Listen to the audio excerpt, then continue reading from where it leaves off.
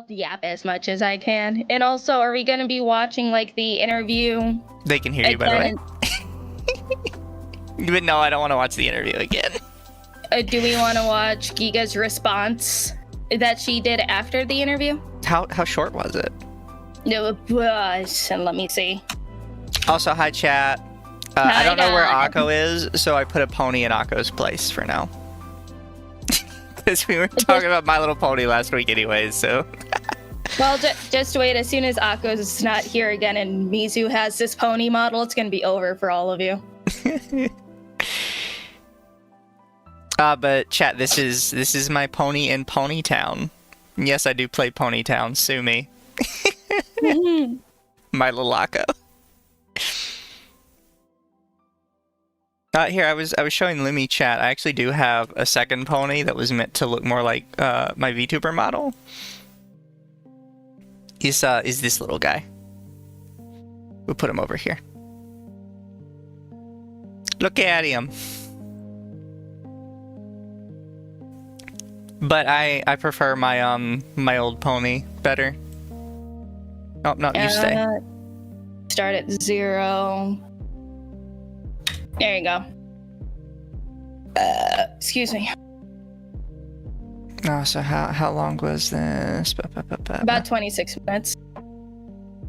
We could do that. I heard this was about just as bad as the... Yes, it is. It's more shilling for a corpo.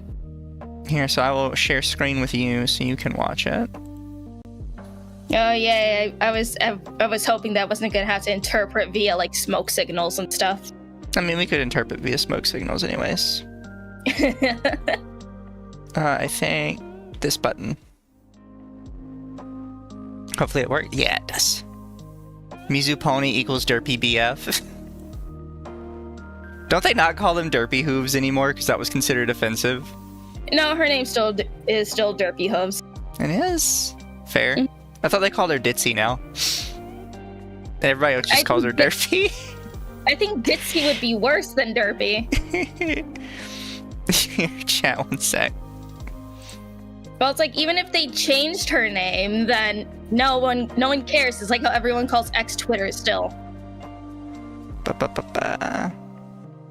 Ugh. Her name is still Derpy. However, okay, in re-releases of the episode where they say her name has just been deleted. So they just don't say anything anymore for her name. The pony that shall not be named. That's just... I'm surprised people got so mad at that. It's like she's a fan fucking favorite. I know. But chat...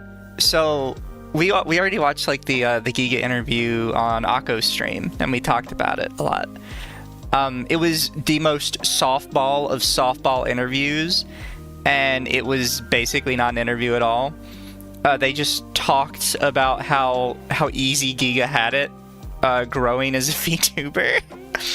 Which, again, does not help, like, VShojo's case at all with the whole, like, Nepo hire thing. Because Giga's entire, like, opening to it was, oh yeah, no, my friends, like, constantly shield me, so my very first stream, I already had, like, 15 concurrents. It's like, okay, well, that's not normal for most people. And they just went through that for, like, ever, and then when they finally got to the spot where she was asking Dan questions, she's like, oh, what are you gonna do about, like, all the VTubers that just get constantly banned? And he goes, well, we're not at liberty to disclose that because we don't like to talk about why people got banned. And she just let that go. Didn't ask another question about that. It's like, that's kind of the big question that everybody wants answered. We want to know, like, why everybody keeps getting banned. And then the other one was, well, how is Twitch going to integrate VTubers into more stuff? Which led to, like, a 30-minute conversation about VTubers being at TwitchCon. Which I think we collectively agreed nobody cares about TwitchCon.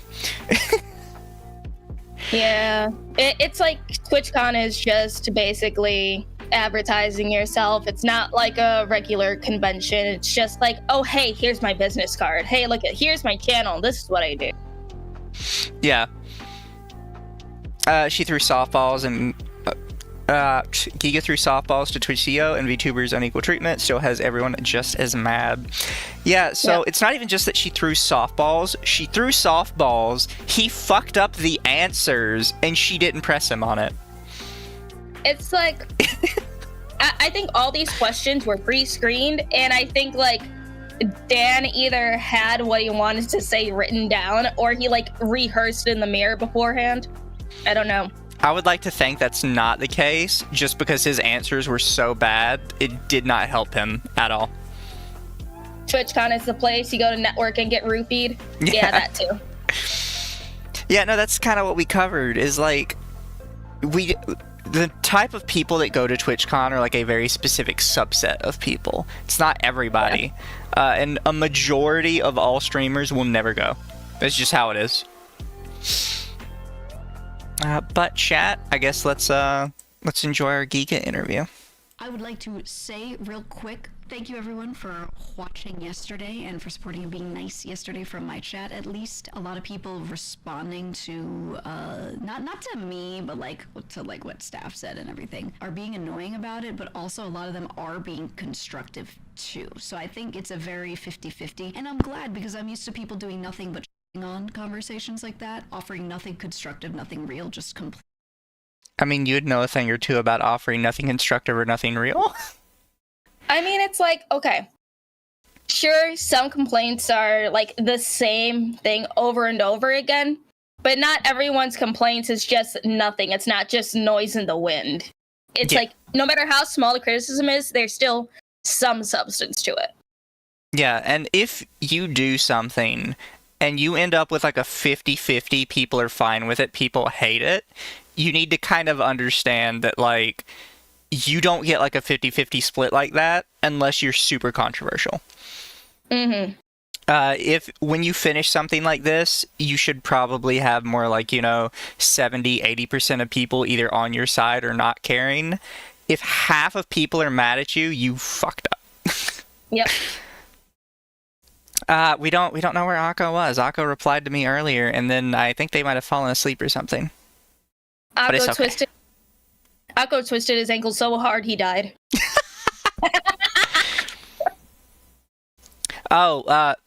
Random side tangent. At work, we had somebody hurt their back, so now they're on light duty. And then they went to the doctors today. They came back to work, and apparently they're on light duty now after the new trip to the doctors. Oh, what? Can't lift more than 5 pounds? No, they already couldn't lift more than 5 pounds. Now they're not allowed to push the carts that the boxes are on anymore. Somebody has to push the cart for them. Wow. So I had to ask, like, okay, what exactly are they doing then?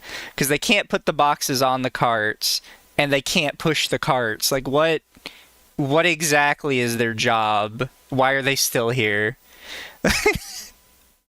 At least sit them down and make them do, like, I don't know, and not official paperwork, but at least, I don't know. Do like back in school where they just made you write your name on the board 100 times? Yeah. Also, chat, she did not hurt her back that bad. I think she's just being a bitch. Like, they haven't done x-rays or anything on it with the doctor. She just, like, went to the doctor and she's like, my backy hurts. And the doctor wrote her a note for super light duty. He literally wrote indefinite amount of time. Fuck off, doctor. The doctor's just like, okay, what's your pain on a scale to 1 to 10? 11. Okay, well, that's it. She's dying. She can't push anymore. Sorry. I feel like that's how the doctors are around here, because one of our other guys who's not here anymore got a 5-month paid time off for anxiety. What? I don't know how he swung that one. Had like a proper doctor's note and everything. I'm like, the fuck you mean you get 5 months paid off for anxiety? I'm anxious. Man. Can I go? I wonder how much paid time off I can get for seeing the shadow people still. No medical leave? Yeah, no, apparently her back is hurt so bad she can't do anything, but it's not hurt bad enough that she's on medical leave. I don't know what the fuck is up with that. Anyways, we continue, chat. Sorry. With the tangent. explaining. Not that their complaints aren't valid, but they don't offer anything beyond that. But this time I did see a lot more people just trying to talk more about it rather than just sitting on it. They're just like, I don't like this. What about this? Does this work? You know, like just trying to discuss it instead of just like being like, oh, I hate this, you all suck, and then like downvoting, you know? So that was really nice to see so far, to be honest. Thoughts and prayers to my editor who is keeping the comment section as civil as possible. I really don't want to delete a lot of things that people say just because they're a little negative. It's really only the bad ones, but I don't want people to feel like they can't dissent. You know what I mean? Like, they can disagree. That's okay, but yeah. I would like to know how much is getting deleted and like what her line is for civil. Yeah, because it's like, I don't delete comments. It's like, if ones are being held by YouTube, then okay, there must be a reason why it's being held by YouTube. But otherwise, anything that's posted, I won't delete. Unless it's one of those weird, like, sex bots that have been posting random comments. Then that I'll delete. She doesn't like people who are replying angrily, is what I take it from what she just said. That seems like what she's saying. I'm trying to give her the benefit of the doubt, but as my my thumbnail implies, VShojo's girls are not good at the whole PR thing, like, at all. They're pretty fucking bad at it, honestly. I mean, they're good at PR when they're running defense for a corporation that they want to stay in good graces with. That's about it. Sound is bad because it's peaking in OBS. Here, I have a solution. Possibly. What, turning down the volume? And I just I turned the limiter off. Sevens to bark because he's thoughts and prayers for his sanity. I do see a lot of people with takes that make some sense. I think a lot of the ongoing issue comes from both sides not.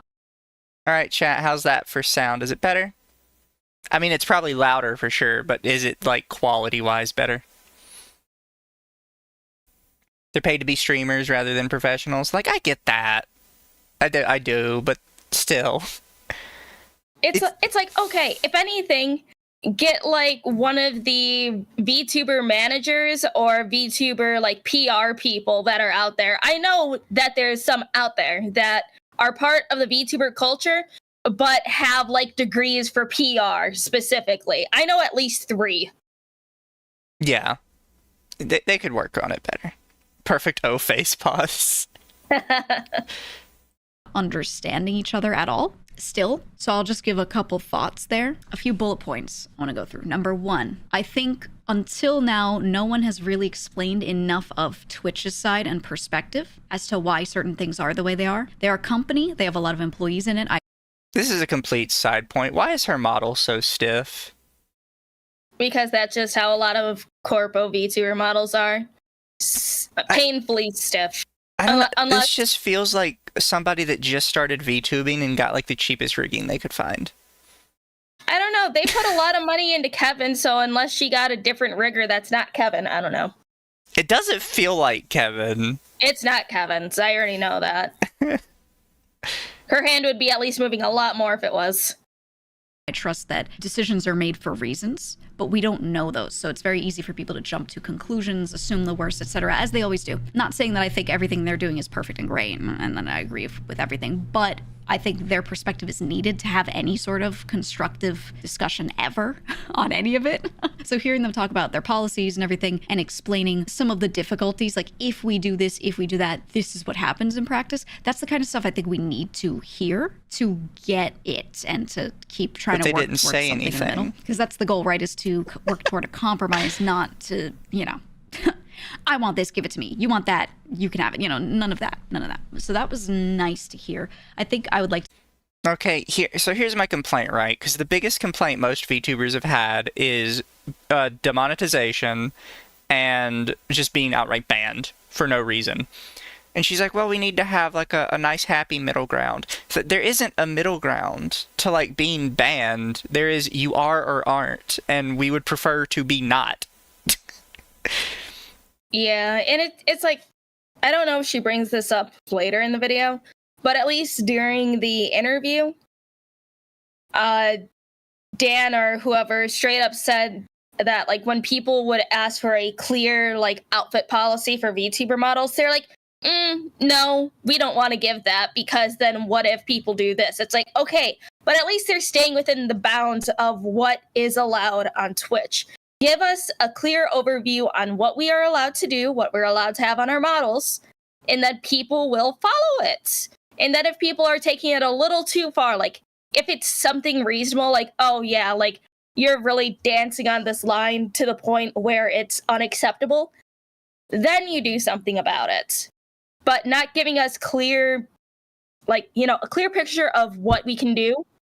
They're just gonna keep justifying the needless bans. Look, chat, I get that maybe Giga doesn't like to move, but I want you guys to understand something. See, like, how much movement I'm doing right here? All I'm doing is turning my head left or right. I'm not doing, like, a huge amount of movement. You don't have to do a huge amount of movement to have good rigging. Like, I don't even have, is it V-Bridger that does the mouth thing, or is that something else?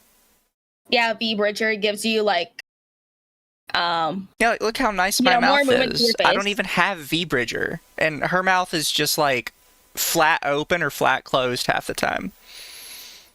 It's just, I just don't like the rigging on this VTuber, and it's not something I'd expect from somebody in VShojo. You know what I mean? If you want, we could do a stream on just judging people's rigs and stuff. That's not the stream for now. Well, here's something, because I know sometimes we get some artist watching, right? I'm not saying that her rigging is shit. I'm saying that for the amount of money she has, she should have paid, like, for more, basically. I mean, like, you can also control, like, how much your model moves in settings. Yeah. Like, if you go to settings, if you go to model settings, you can, like, turn down, like, the bounciness, the physics, the wind strength, stuff like that. Oh, this also came out with Bond Live. Put your arm down. This looks so dumb. Just holding it up permanently the entire time. Actually, hold on. I don't know what... Let me see what max physics strengths look like on my model. I'm going to put this in 100. Oh, God. Oh, careful. And then this is minimum, where it's just like this. So she probably has hers at, like, 25, maybe. I don't know. But yeah, and mine's at a healthy 50.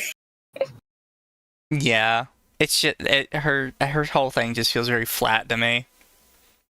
Hear more on certain things. We just genuinely were under a time constraint. The broadcast is formatted a certain way. We all knew that. I had more follow-up questions that I could have brought up if we had time, but we didn't. So I just, got to the main ones. Some people are like, okay, when I say some people, I mean, I've seen this commented 3 times, so it's really not much at all. But I want to clarify, I did not give them questions beforehand that they approved and said, okay, you're allowed to ask these. Okay?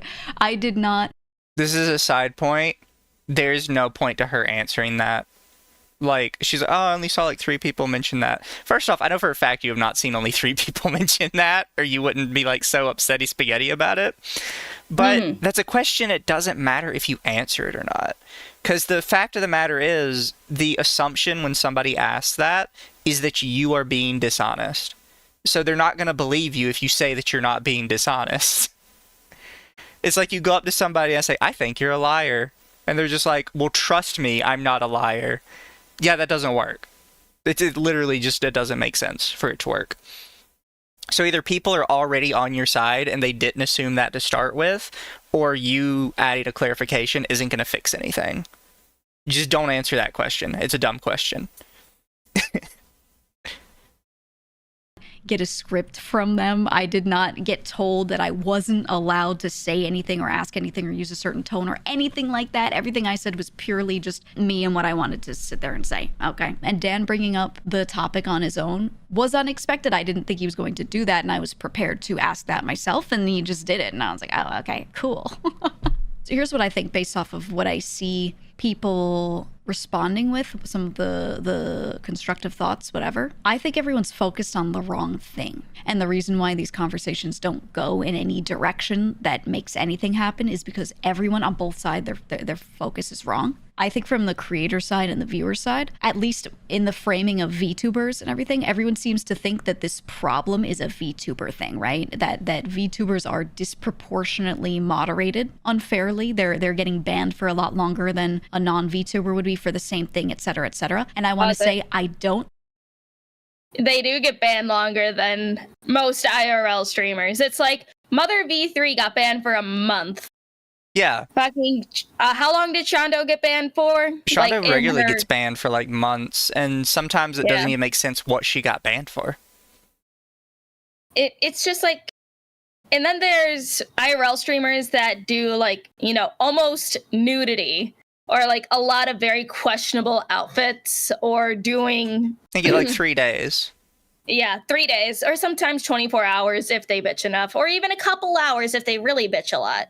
Yeah, I was kind of letting her go on because I was wondering where she was going with this. Like, what is the wrong question? And it's like, well, the wrong question is you assuming that you get banned for more time. We do. Yeah. What do you mean? Explain. We have proof in the case of multiple people that we do give banned for longer. Yeah, and Rena, not Rima, Rena the devil Rena lolly. Lusper.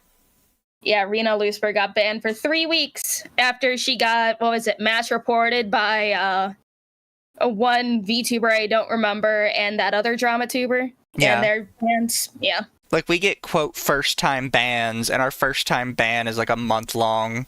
And then you get, like, other real-person streamers get their first-time bans, and their first-time ban is, like, an hour. It's ridiculous, like, just how far, like, the discrepancy is. Armchair actually has data on the ban disparity. I would be interested in that, because I think you could reliably get that data from that Twitch ban tracker account. Yeah. Assuming that account's accurate. I think it is because it's all ran via like bots and stuff, like code and all that. I think if you did enough work, you could check it. Yeah.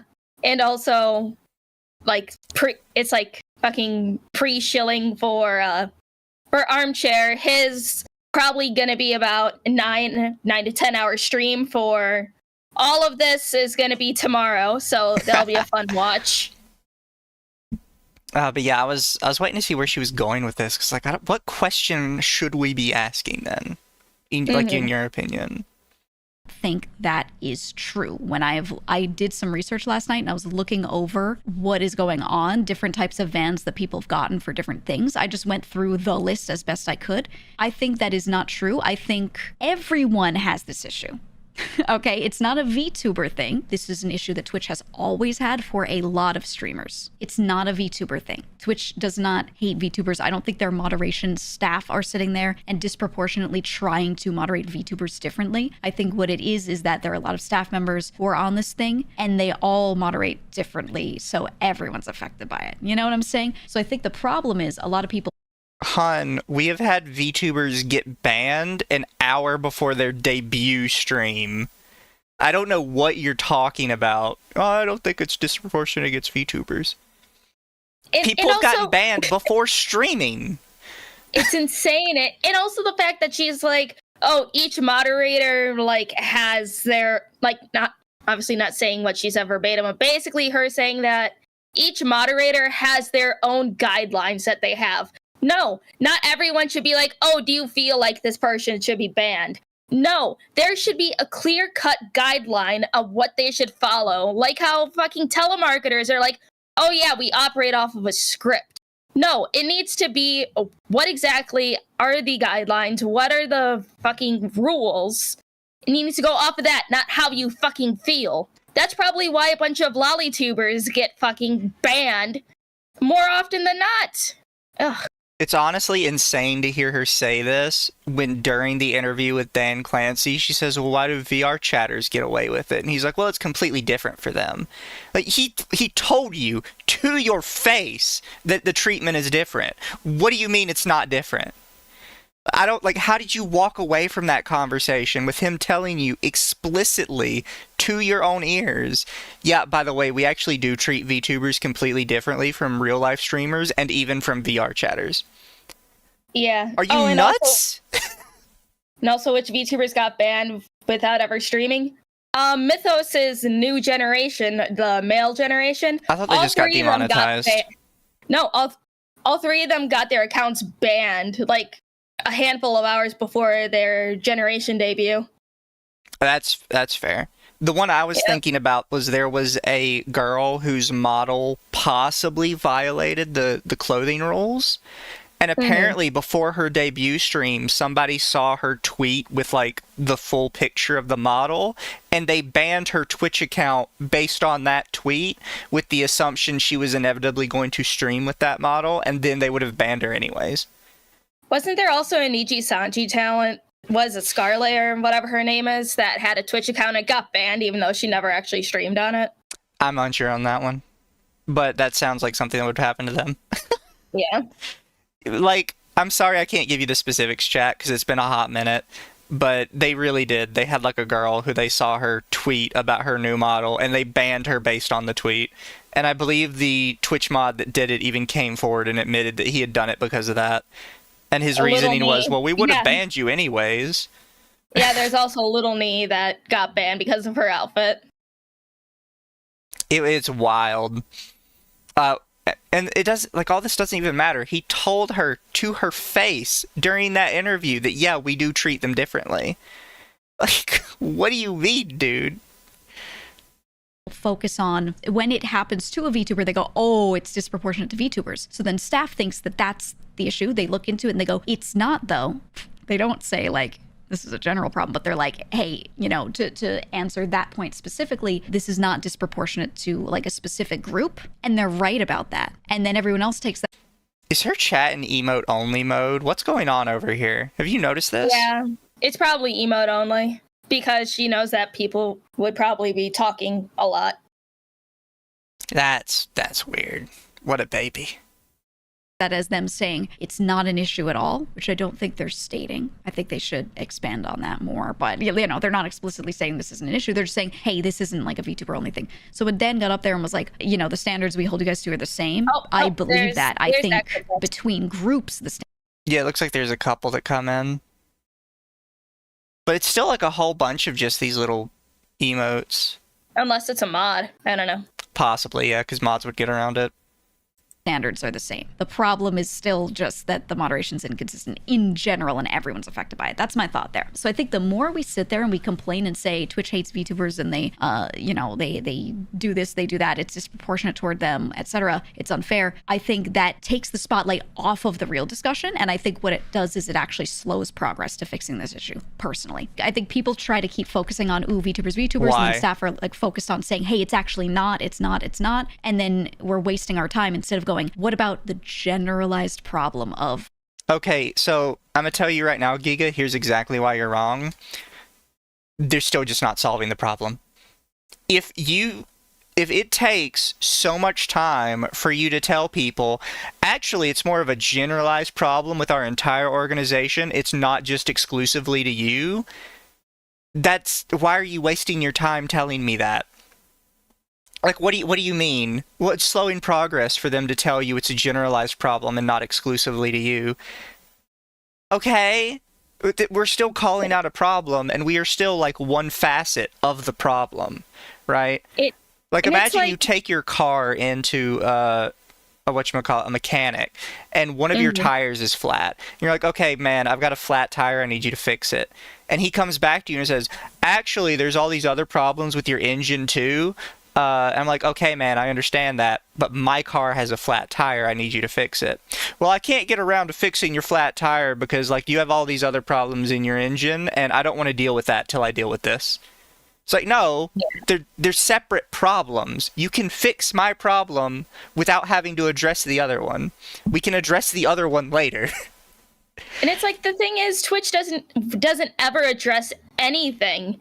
They don't answer any questions, and it's like, even if they do, they're just gonna be like, oh, go to our forum and you can look at that. And it's like, but we want answers in emails, or instead of your automated system on Twitter, fucking answer us there. It's like, okay, come on. It's like if every other company can hire like random Indians to, you know, answer questions, quench. Fucking Twitch can do it too. Hire the Indians to answer the questions. God. Ugh. The alleged VTuber bias becomes self-fulfilling. People who believe in the bias keep applying confirmation bias and perpetuating it. How is it self-fulfilling? We have literally no control over getting banned or not. Like, what? Moderation not being the same across everybody, right? Like, that's the issue I see happening here is everyone's... Oh, wait, I want to see if I can scroll back like 2 inches. Dan also mentioned the subjectivity of decisions and that people try to push the envelope. Yeah, he also mentioned when we said, can we clear up the subjectivity with clearer rules? He's like, I don't want to do that. That's not like an argument in his favor, because he's like, well, we can't solve this problem because it's a very subjective rule. Okay, we'll make the rules less subjective. I don't really feel like doing that.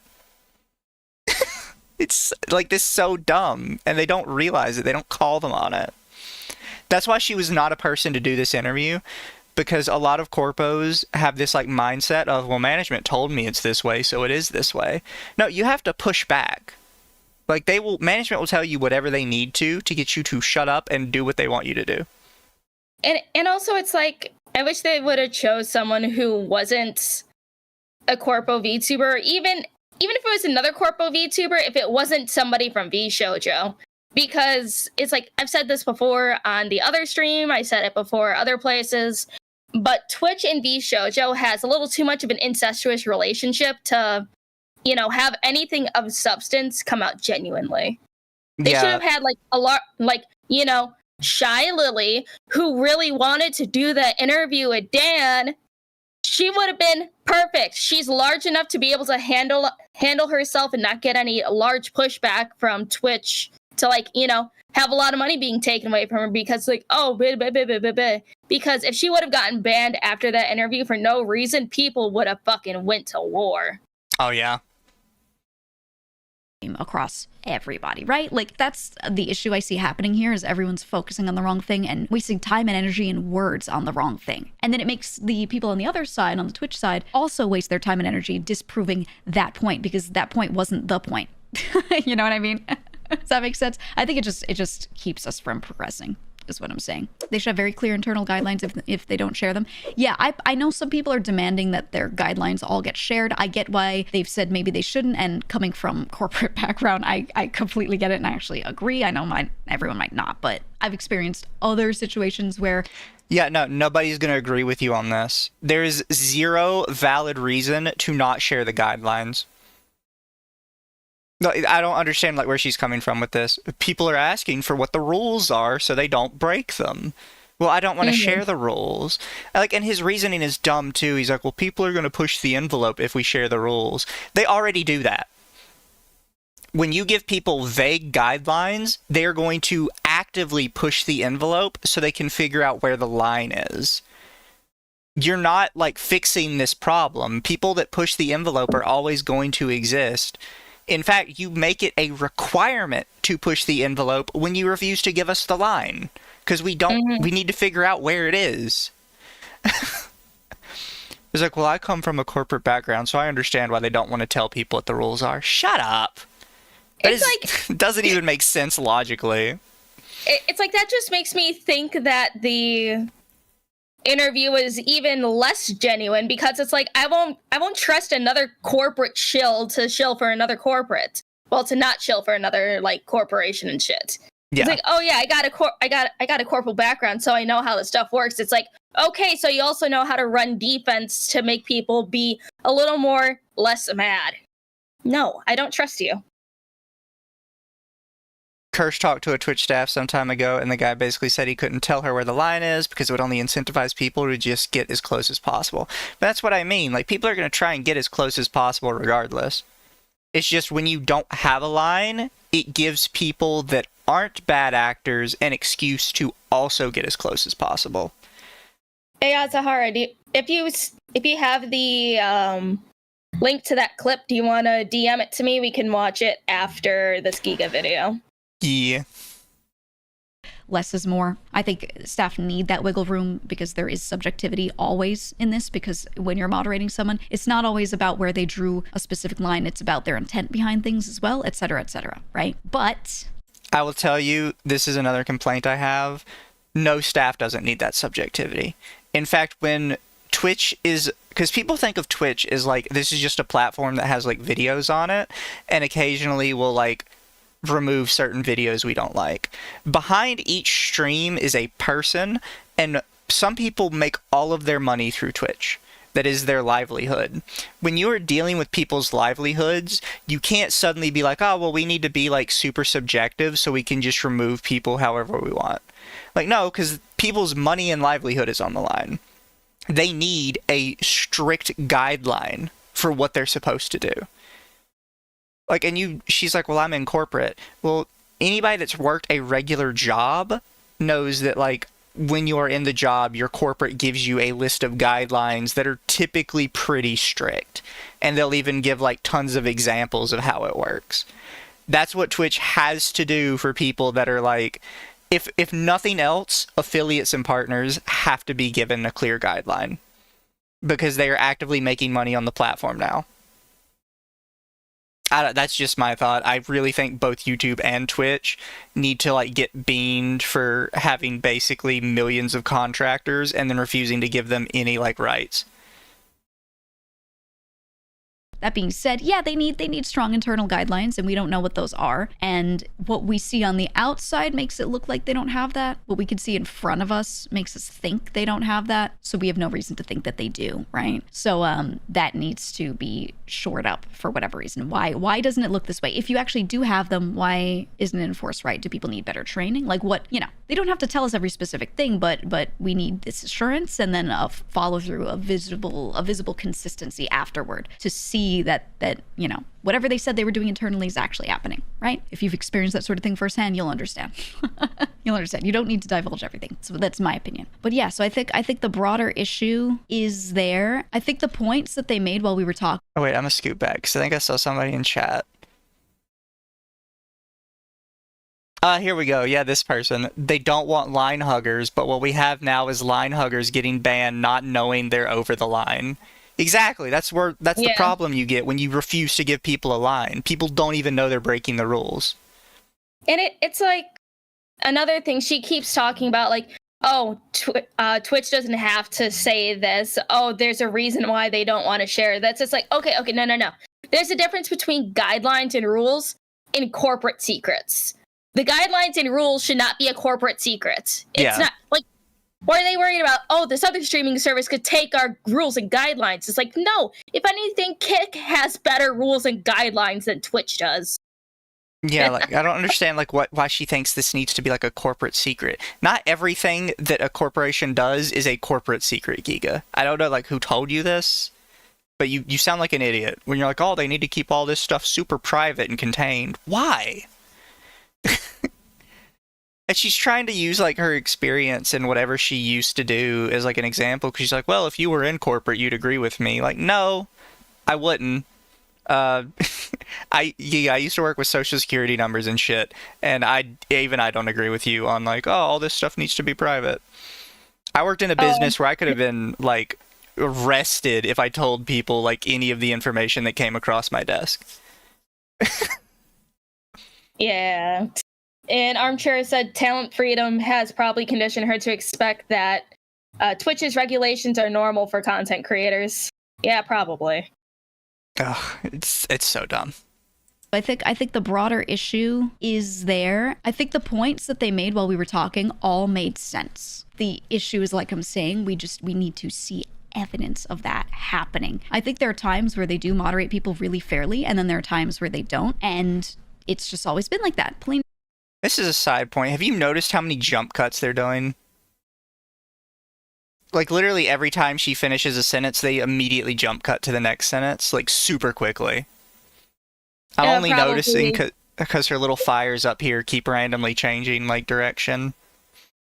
Probably fucking tangenting and shit. I don't know, I'm sure her actual VOD is still up, so you could probably watch that another time, but anyway.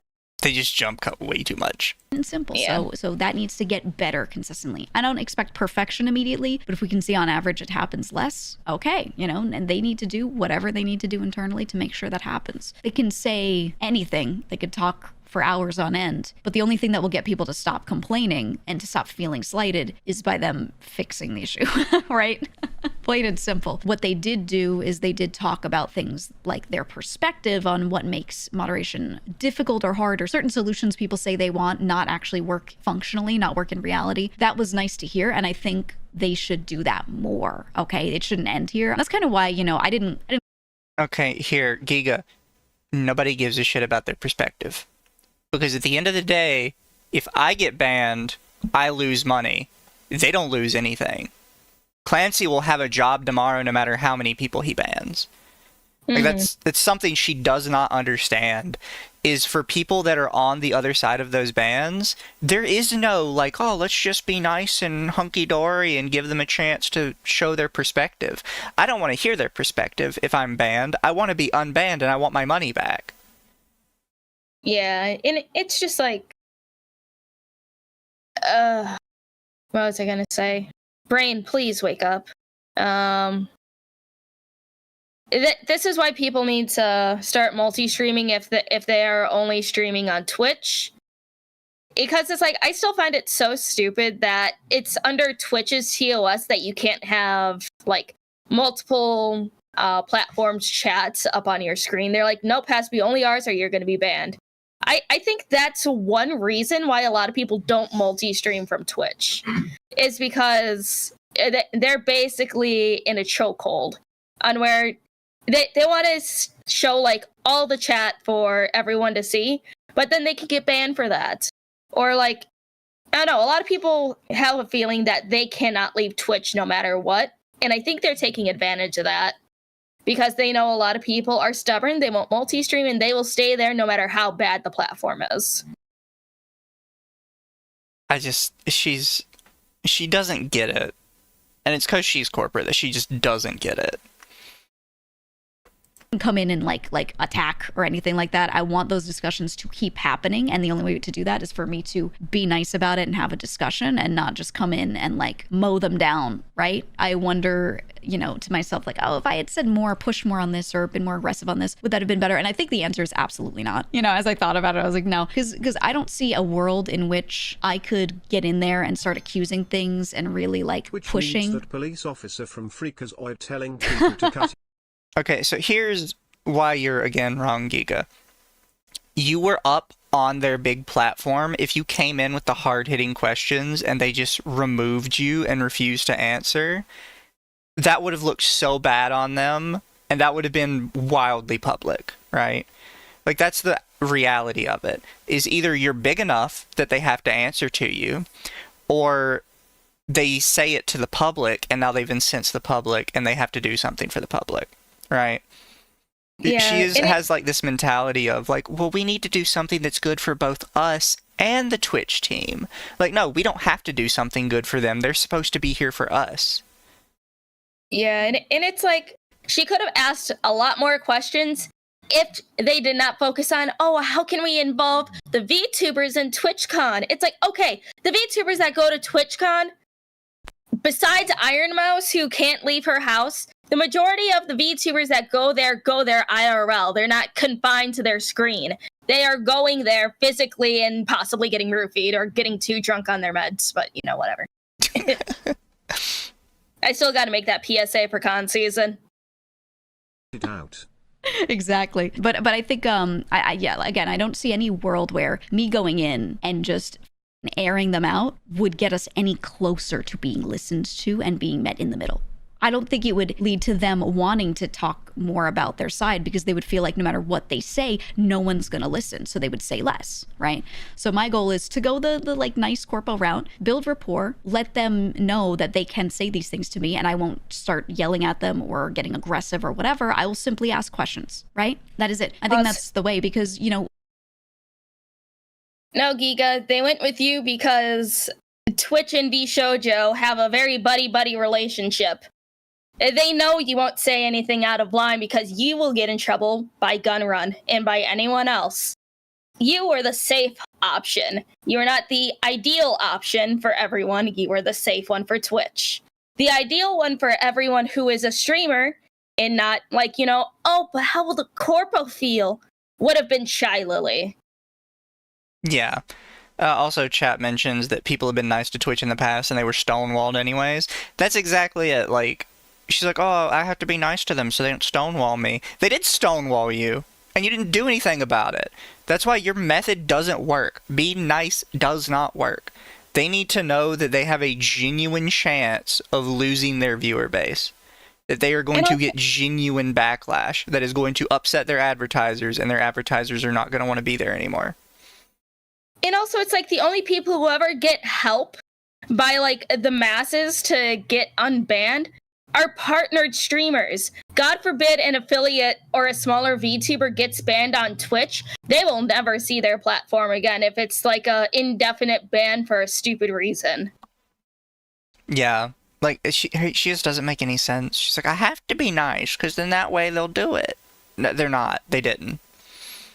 And the fact that she can, like, see this in retrospect and still not understand where she fucked up is kind of sad. They get enough of the aggression in comment sections on Twitter. I see people claiming things that are completely untrue already about it. You know, yeah, it's bridge building. I think that needs to happen. So that's my goal. I think if they were in our position, they'd feel the same. They just need that perspective. And when you scream it at them, they're not in our position. You're so dumb. I bet if they were in our position, they would want to, you know, us to be nice. Like, shut up. Jesus Christ.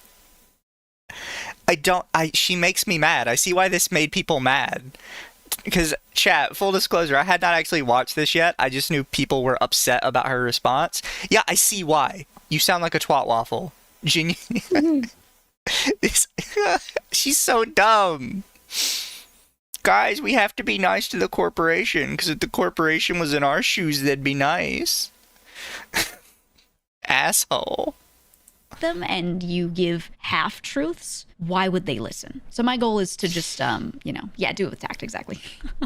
To just hang out, get to know them, and let them feel like they can say things to me, and I'm not going to, again, air them out. I'm just going to sit there and talk to them about it. Go back to the community. Okay, what do we think about that? Blah, blah, blah. All right, go back with a follow-up. Like I'm going to be patient, and I want them to know that, right?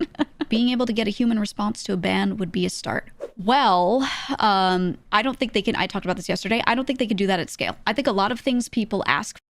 I can tell you you're wrong because I used to work tech support for Apple, and I'm telling you right fucking now, Twitch is not getting more calls than Apple is. I'm telling you right now. Because honestly, literally, we were in my team, or my section of the team was like 30-something people, and we were literally just phone line backed up at all times, and we still got through it, right? You got put on like a waiting list, and eventually somebody got to you. Like, every other company has figured out how to do this.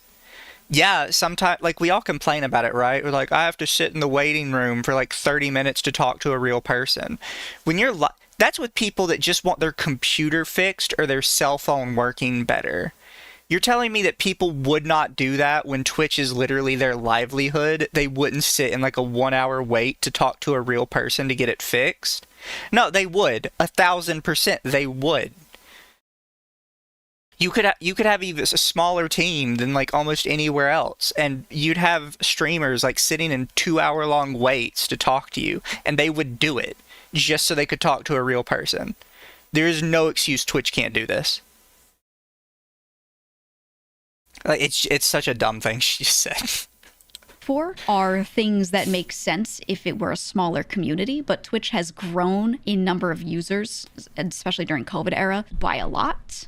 Okay, there are millions of people, millions and millions of people using the site. There are a lot of streamers. It's huge. And I just don't think they've got the amount of people that they would need. And I don't think they've got the money to pay for more people. People are going, oh, just hire more staff. Yeah, just hire more staff with what? They just gave all partners the ability to get to 70-30. And they released a stat recently saying, or not released a stat, but they talked about it, saying that the majority of their money comes from subscription money. So they're lying. So I'm going to tell this to chat. I don't know how many people know this, but YouTube and Twitch both tell this same lie, that they're unprofitable businesses, that they don't make any money, and they're actually in the negatives. That's always been a lie, just so we're all clear. If you look at YouTube and Twitch's breakdowns for their money, the only income they include are stuff like bits and memberships and subscriptions. Both platforms do this. And you're like, but you have a lot of deals with advertisers. Where's the advertiser money on your profit list? And it's just not included. YouTube and Twitch make up all their money through both advertisers and through selling data. And they don't actually include either of those on their profit list that are available to the public. And it's like, here's one way for Twitch to save money. Stop giving large streamers multi-million-dollar deals to stay on your platform. Stop doing that. Maybe you'll have some extra money to hire more people for your goddamn piss-poor management. Yeah, it's like such a dumb thing she's saying. Like, okay, if Twitch already wasn't making money, why do they have staff to start with? Because that's always the excuse, right? Well, Twitch doesn't make money. How are they going to hire more staff? Well, if they're not making money, how are they hiring staff right now? It's such a blatant, like, logical problem that all people should have put together already, but nobody ever seems to, like, figure it out. Like, yeah, clearly they're lying to me. And it's like, if they're operating that much off of a loss, Amazon would have either sold them by now or closed down the platform. Yeah. They're making their money somehow from these platforms, and that's something people need to remember. Because Google would not keep YouTube up, and Amazon would not keep Twitch up. They just wouldn't care. Where would that come from, you know? Now, I do think they should get themselves in a better spot, change up strategy, make more money, you know, blah, blah. But there's no, like, right now Band-Aid of money to put on it. So, you know, that's where the point comes from that, like, I just don't think they can do that. And I think they need a better appeals process, but I don't think they can sit there and have a person give a full reason every single time, personally. Not to victim blame, quote unquote, but I did like the part of the interview where they pointed out a lot of streams intentionally push the line as close as they think they can. Yes, I made this point yesterday. I agree with that. If they give you a... You're automatically wrong because they refuse to give us the line. It's physically impossible to push a line when you refuse to tell me there is a line. And it's like, okay, we know that some of the attire bans that some streamers do are intentional for, you know, pity and numbers and a boost of subscribers on their next stream. But not all of them are like that. Yeah. There's some people that they get hit with attire bans that, as far as we know, are completely within the guidelines. And they'll just bring up, well, like, actually, we think there's, like, 2 centimeters of your character's outfit that is outside of the attire ban. It's like, what do you mean? They give them the opportunity to go to 70-30 split. Didn't they have that initially, but reduced the partner profit by 10% just to introduce the partner plus? Yes. Yes. That is her excuse, is they just now gave us the chance to go to 70-30. It's really not helping that much, is it? Giga's just playing defense for a company rather than question them. They may have some good defense, but we'll never know if we don't ask. Yeah. Drawn guide, and they say here is exactly what's allowed, exactly what isn't. The number of artists drawing VTuber models and the number of people... Okay, so just so we're clear, Twitch never gave us a drawn guide. Other people put together a drawn guide through a collective of people constantly asking Twitch mods questions. Yep. This is, like, I think a lot of people forget that the VTuber drawn guide for the attire policies was not put out by Twitch. It was a collective of people constantly pestering mods for more and more information that we were able to narrow it down to the famous drawn guide you normally see. And we're still not even sure if that's accurate, but that's the closest response we've gotten. And I believe we've had somebody who is confirmed to be a part of Twitch come out and say that the guide is pretty accurate as far as everything is concerned. But, like, yeah, people are going to push the boundaries on that guide because, again, some people don't even know that guide exists because that isn't anywhere on Twitch's site. That was made by us as a community dealing with people constantly getting banned. Yeah, see, we even have people in our chats. I didn't know a guide existed. Yeah, because it's not put out by Twitch. I don't know why she thinks this is an argument. This is not instructions Twitch gave us. These are instructions we built ourselves from watching people get banned and trying to, like, slowly piece together, like, what's the smallest you can do. And we weren't piecing together, like, what's the smallest you can do so we could push the line. We were piecing together what the smallest you can do is so we could figure out exactly what the boundaries are. Which is, again, a problem that would not exist if they came out and they just released that guide themselves on their website. This also just comes off as that she doesn't know what she's talking about in general. Yeah, and it's like for people who haven't seen what the, fan-made guidelines are. On here, Mizu, I'll put it in shooting the shit. There we go. That's what the fan-made guidelines are.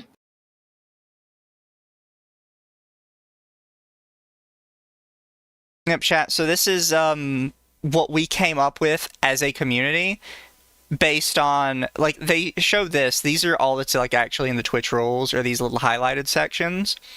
But everything else we have kind of worked out ourselves. Like, these pictures were not provided by Twitch. These pictures were drawn by artists trying to figure out exactly what's what. And as far as we're aware, this is still not entirely accurate, because they still get people on, like, the side boob. We're still not 100% sure how much side boob is too much boob. We haven't figured that out yet. That one's in development still.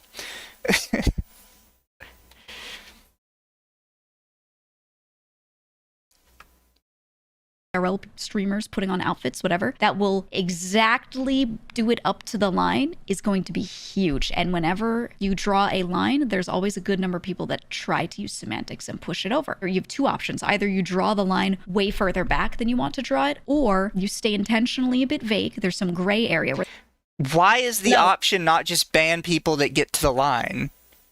Why is the option, if people are going to try and dance on the line, so you either have to push the line further back, or you have to make the line vague and unseeable? Why can't you just maintain a line? No, Twitch just needs to say, okay, everyone into the burkas. Everyone into the burkas, let's go. What about under boob? We have confirmed that no matter how much of your boob is covered, if there is any under boob, it is banned. Any at all. We have caught people have, like, literally the entire titty covered, except, like, a little kind of heart shape between the breast on the bottom, and because there's half under boob on each side, they got banned. So we're pretty sure under boob is just a no-go. It's like, I swear, it's like, there has to be some sort of discrimination against VTubers, because it does take, like, a lot of time and money to get these VTuber outfits, designed and rigged up. Yeah. It's like, but if there's a fucking whore on Twitch, all she has to do is switch shirts. Oh, wow. Ugh. This is why they need to have clear-cut guidelines for VTubers. I don't care if it's like, but what about the IRL streamers? It's like, no. You say, these are the outfit guidelines specifically for VTubers. God. Yeah. Also, no, we didn't think Twitch was going to get somebody that was going to bust their balls. This is less like, how dare Twitch pick somebody that would give them a softball interview. Like, no, this is more like at Giga, because Giga seems to think she did a fantastic job and everybody's just mad. Like, no, you fucked up. You suck at this and you should not do it again. That line should be, and you let people interpret it, and then when you're looking at moderating it, you decide if this person is getting closer to where you think that line should be in good faith or in bad faith, right? Now, of course, that leads to some of the issues we've got, which is, inconsistent moderation, because now also the people deciding on the bans are individuals, and depending on how that individual feels, So here's the problem, is she, and this goes for, like, any time there's rules involved, is her thought process is that all people are good and doing their best. So in her mind, they are genuinely making judgments on VTubers about how close they are to the line. When in reality, they are deciding whether or not they like a person, and then they are figuring out an excuse to say they're over the line. Because that's what happens when you give somebody vague rules. When they inevitably come across somebody they just don't like, they're going to make up an excuse to say they've broken a rule. And if all your rules are super vague and nebulous, they can apply any rule they want to them to ban them. And that's what people do. Yeah, and it's like, again, I will repeat this. I don't care how someone's personal feelings about a VTuber is. It's like, oh, well, I just don't like this VTuber because they look like this. Or, oh, I like this VTuber already. I'm a big fan of them. I won't ban them. No personal feelings. There needs to be a strict guideline for the moderation. Yeah, and we already know, like, especially with, like, lolly VTubers and Shota VTubers, there's just an inherent, like, bias in the Twitch team against them. Like, we see it with Shondo all the time. Like, every time Shondo gets unbanned, it's, like, 2 weeks and she's banned again. And it's always a dumb reason that doesn't make sense. I think they just need maybe a more democratic internal system. For example, I don't know. Okay, wait. A democratic internal system. They don't have the time or money to hire people to field ban calls from streamers, but apparently they have the time and money to have like a democratic system for banning people. You a dumbass? All in favor of banning this VTuber, say aye. This is so stupid. It's gonna be Congress for Twitch bans. God, we tried this before with the League of Legends Tribunal. This was how they used to ban people on League. Jesus fucking Christ. They have the ability to put time into this. But for example, what we've got in this community is when someone gets banned for something, and it's not a very clear ban, right? It's not, this person came into chat and said, I'll hate you, right? They came in and it was like their vibes were off. It was a little gray area in any way, shape, or form. What we do is we have a forum in Discord where the mods post that user, say this is how they were moderated and here's their chat log, and other moderators have the chance to look at that and go, I think we should pull back on this, or I think we should have done more, blah blah blah. So there are more eyes on it. That takes a lot of manpower and time, but it's something we do with the existing team. We don't add more moderators to do that. I think a simple democratic system internally, if they don't already have that, for Twitch bans and moderation would be good, because maybe I've seen a lot of people go, hey, when this one individual staff member sees something and decides the length of the ban, you know, maybe that one staff member hates that thing in particular, so they give Somebody in chat got it. The old League voting council. This was the League of Legends Tribunal, and it was shit. Because the reality is, everybody in the tribe, when people that participated in the tribunal were one of two types of people. They were, I'm tired of like seeing people get banned for nothing, and they would just skip to the end and immediately hit, you know, no ban or unfair ban. And then you had other people that are like, I think everyone in this game is an asshole and they're toxic, and they would hit ban on every single person. There was no, like, actually people sat down and read through the entire game's chat log and came to a genuine, like, reason somebody should or should not be banned. And it's going to be the same way with this. Azara said, watch your mouth. Tribunal is peak content. Look, I like Tribunal, too. I was a part of Tribunal because I got to read people's chat logs and I thought it was funny. But I was also one of the people that hit unfair ban on everyone because I didn't believe in banning people. Oh man, it's just like, okay, say that, you know, everyone's favorite controversial streamer Kirsha got banned off of Twitch. Do you really think people on Twitch would not just say keep her banned because a lot of people hate her for no reason? Yeah, I think you really think you would trust words, please? You really think you would trust a system like that? No. The thing is, Giga even called that out earlier. She's like, oh, you know, we'd ban people based on vibes. Yeah, that's what that's inevitably going to be when you do a democratic process. You're going to get people that are like, she's got bad vibes, ban. Yeah. Especially with how, like, you know, not to bring politics into it, but with how left-leaning Twitch is. No, there's going to be a lot of VTubers that will get banned just because of how they sit politically. Longer one. Is that fair? I think, yeah, exactly. Systematic review might be better. That being said, that still takes more of people's time, so I don't know if that's feasible for them. It might not be. But instead of hiring more staff, I think operationally the way they do it could change. But here's the other thing. Do we know for a fact that that's how bans work? I see a lot of people say this. Is that how it works? I want confirmation on that because I've never seen. You were talking to the man himself! We would love to get confirmation on that, Giga, but you said, oh, but they don't have to say anything. Fuck off, man. You were talking to the man himself. What do you... I would have liked to know that. That's an interesting question. Are you stupid? You could have asked the question. You were the person to ask the question. You were literally asking the questions. The way you said, "Are you stupid?" fucking caught me off guard. I was in the middle of drinking something. Fuck you. Oh, my shirt's wet now. Fuck you, Mizu. You're welcome. Are you stupid? Stop! I want to drink my monster. Look, I think chat agrees with me though, right? Like, you had the chance to ask this question. This is literally what we're talking about, your interview with him. What do you mean? Oh, that would have been a good question. I've always wondered that. What do you mean? You could have asked him at any moment. You chose not to. They're too focused. She's too focused on TwitchCon because they really want to sell those tickets to VTubers. Also, yes, we are like 99% sure that what happens is a mod says you're banned and you're banned, because we have watched people in real time, a mod come into chat and say, "Hey, I'm banning you," and the chat immediately disappears. Like, we kind of know this happens because we have seen people do it. I don't know why you're like, "Oh, is it really just a mod says you're banned and now you're banned?" Yes! That's how it works on basically every website. Why wouldn't it work the same here? Her talking about the interview she just had. We should interview them and ask these questions.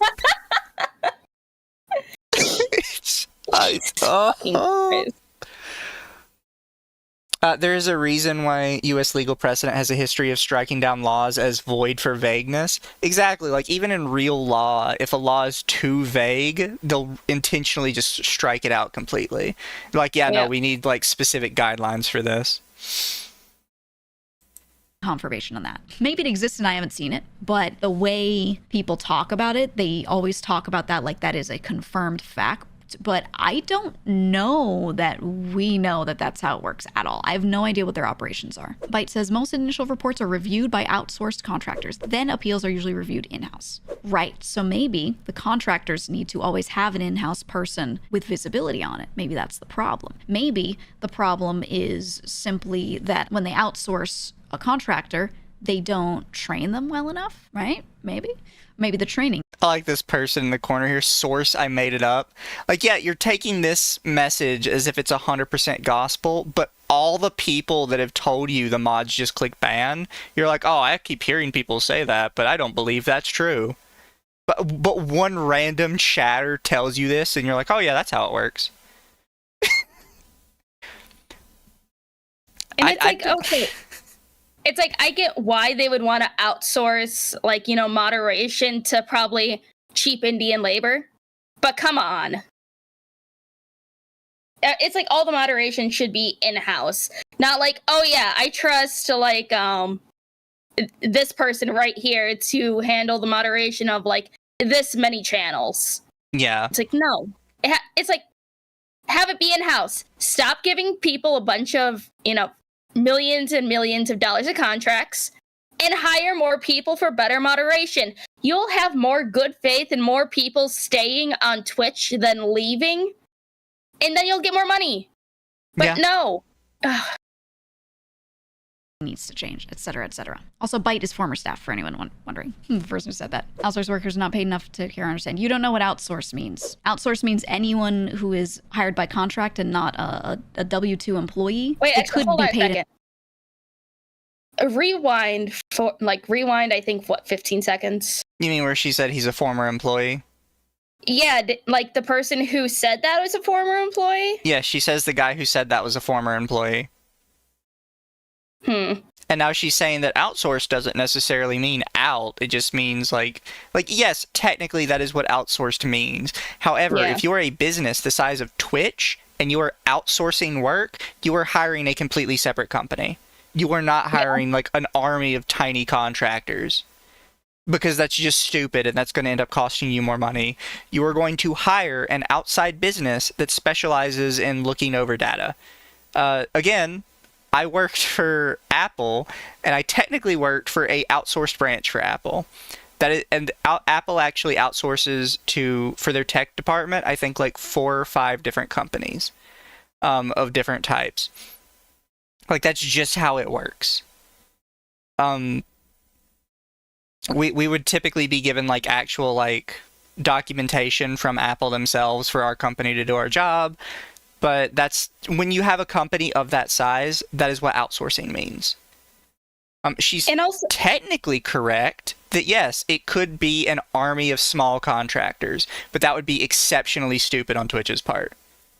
It's like at this point with that many outsourced contractors, we can't even blame AutoMod then for stupid decisions. It's all of these contractors that are making these decisions.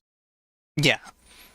It would be the only advantage to Twitch actually having an army of small contractors was being able to like blame any fuck ups on them.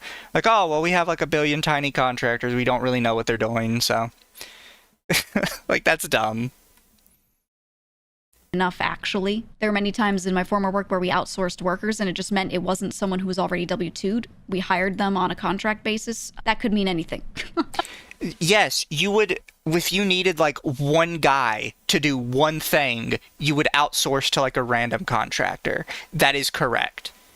If you're a massive company that you have a branch consistently moderating like this every day, all day, 365, you're not outsourcing a bunch of random contractors. You're outsourcing a company. Like, I have no idea, like, she says this stuff, right, where she's like, I was corporate, so I know what I'm talking about. You don't really sound like you do. Like, you sound like you have a general idea of how businesses, like, work and what the terms mean, but you don't actually understand, like, what do you call it? You don't actually understand application, right, of how this stuff is applied. She might have just been an office monkey and not anyone higher up. That's what I'm thinking. I really don't think she was anyone high up in corporate. She's like, I want to be a streamer. And actually, when I was a contract worker, I was even more disposable. So if I didn't do my job properly, I would get cut, or vice versa if I hired someone in on contract. Yes, because if you were a contract worker, this is the thing I'm talking about, right?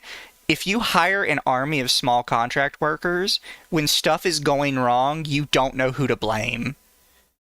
There's no way, like, yes, technically all of them are disposable, but if you actually did hire like a small army of them, you're never going to know who's fucking up. When you were a contract worker, you were probably like one of 2 or 3 contracted workers. So when something goes wrong, they can bring all 3 of you into a room and say, all right, all 3 of you, drop your folders on the desk. I want to know what you worked on and which one of you fucked it up. That's what made you disposable. She does not understand how like business works, which is wild to me. Basis, and they didn't do their work properly, it'd be really easy to cut them versus a W-2 employee. So here's the guy, right? Mr. Byte, which she says is a ex-Twitch employee. Says it used to be nearly all in-house, but post-layoffs, there's been a bigger shift to contractors. So, if assuming this is true, she does claim he is an ex-employee. Plain and simple. That's the sort of work you should outsource, because you shouldn't have people hired full-time to do that, because the work comes and goes, so it should be out. No, it doesn't! What are you talking about? You should keep the work in-house, because then you have a tighter leash on how these bans are gonna work. Well, also she says the work comes and goes. No, it doesn't. No, it doesn't. You will consistently have more and more people getting banned because it is a percentage of people, right? Like, this is imagine if you said in like any small business, oh, we don't need customer service because, customer service comes and goes. No, it doesn't. Businesses hire customer service with a assumption that a certain percentage of customers are going to bitch, right? Like, I forget the exact number. I think it's something like 32 or 34% of customers are going to at some point complain and go to customer service. You hire based on that percentage base. it's not work that comes and goes. Like, yes, obviously there's going to be more people showing up at certain times of the year and less people at other times, but you're still going to have a consistent number of people. Like, she genuinely does not know what she's talking about business in general. I don't know what corporate work she did, but she clearly did not pay a fucking attention. I'm sorry, chat. She just makes me mad because I don't know how she's so dumb. Basis and handled by a volume, by a need. Maybe you have them on retainer for 10 hours a week to do this thing, and then should they put an extra 2 hours in that week because there were a couple more bands to look over, then they bill you 2 extra hours and show proof that they did the work, etc., etc. That's how contracting works, and that's fine. Contractors aren't the problem, or outsourcing isn't the problem either.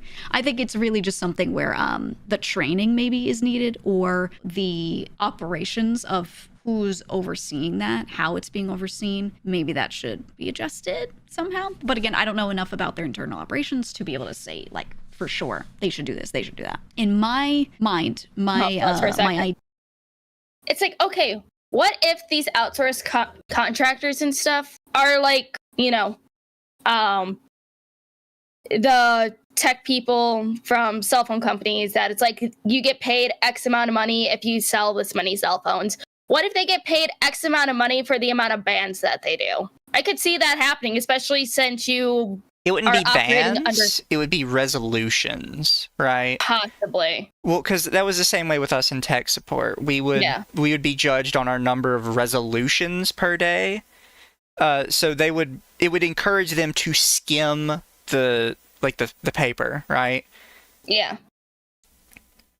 Because that's always what happens when you try and judge people based on like these kind of metrics, is they're just going to skim it and they're not really going to pay attention. They're like, okay, well, we need to get this done ASAP.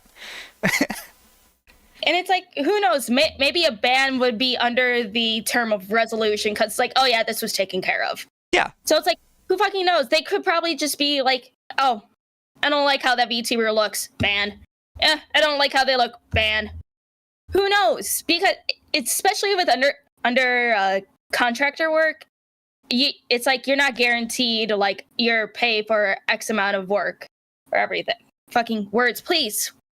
Brain. I know I'm sick right now, but you can work, please. Like, she's doing a whole bunch of assumptions, and she's assuming everything in the most positive light possible for Twitch, even if it genuinely does not make sense. Mm-hmm. Like, no, like, Twitches obviously have an army of contractors that they can't control. That's the most obvious way to handle this. Like, what are you talking about? Ideal situation is that they have that outsourced, they have contractors looking over that and handing out band suggestions, and then they should have one person or maybe two people sitting there and finalizing them. So that person compiles the clips, compiles the evidence of here's what they did, and that here's what I suggest. I think this level of band should be given, and then there's still someone on the inside who gives the okay, and they look over the evidence. So they don't have to look over, they don't have to spend time getting the research together on why this person should get this band. They're handed that report by the outsourced contractor. I think that's how it should be, personally. That does maybe mean increasing workload on someone internally, potentially, if they don't already have that. But, you know, I can't really see that being fixed any other way, because it seems to me like the internal staff, like, get the vibes and they think they know what should go on. And when you do appeal, once you're able to appeal, it feels like the appeal process tends to go through, but, What are you talking about? There are people that have, like, appealed for months with no answer at all. There are times where the auto response for Twitch just stops responding to you. The bot that is programmed to tell you that you have appealed doesn't even tell you that you've appealed. What is she talking? It normally goes through. No, it doesn't. Most of the time, it just ignores you until your time is up. Yeah. And sometimes it doesn't tell you what that time is. Yeah. Again, Mother V3 would beg to differ. Yeah, like, this isn't uncommon. It's pretty common that people will get unbanned and they're not even sure how they got unbanned because it didn't even send them an email. They'll be like, hey, I guess I'm unbanned today. They didn't tell me. But the Twitch account on Twitter that tells me when people are unbanned actually added me and told me I was. Yeah, it's like, honestly, when a ban goes through, they should have a clear, like, chain of, oh, this person initiated the ban request and then this person approved it. Similar to like when I worked at Amazon, and like when your orders get put through, as soon as that item is scanned in, it shows who picked the order, who packed the order, who did the quality control of the order, who put the order in the truck. There's a clear chain of who did what in that specific process. It's like, if there's no chain of, like, you know, actions with a name attached, then they're doing it wrong. Exactly. And if you have an army of contractors, there's no accountability for that. Yes, I want a chain of custody. I want a chain of custody. Yeah. How does it get there, right? Like, how do you get the appeal? That's the part that seems a bit difficult as well. Maybe I'm too nice, but my opinion is I want to give them less to worry about. Oh, wait, I saw something in chat. But how does it get? From Mr. Byte again, Twitch claims there's always a human in the loop before any ban takes place, even with automatic Get there, right? Like tooling.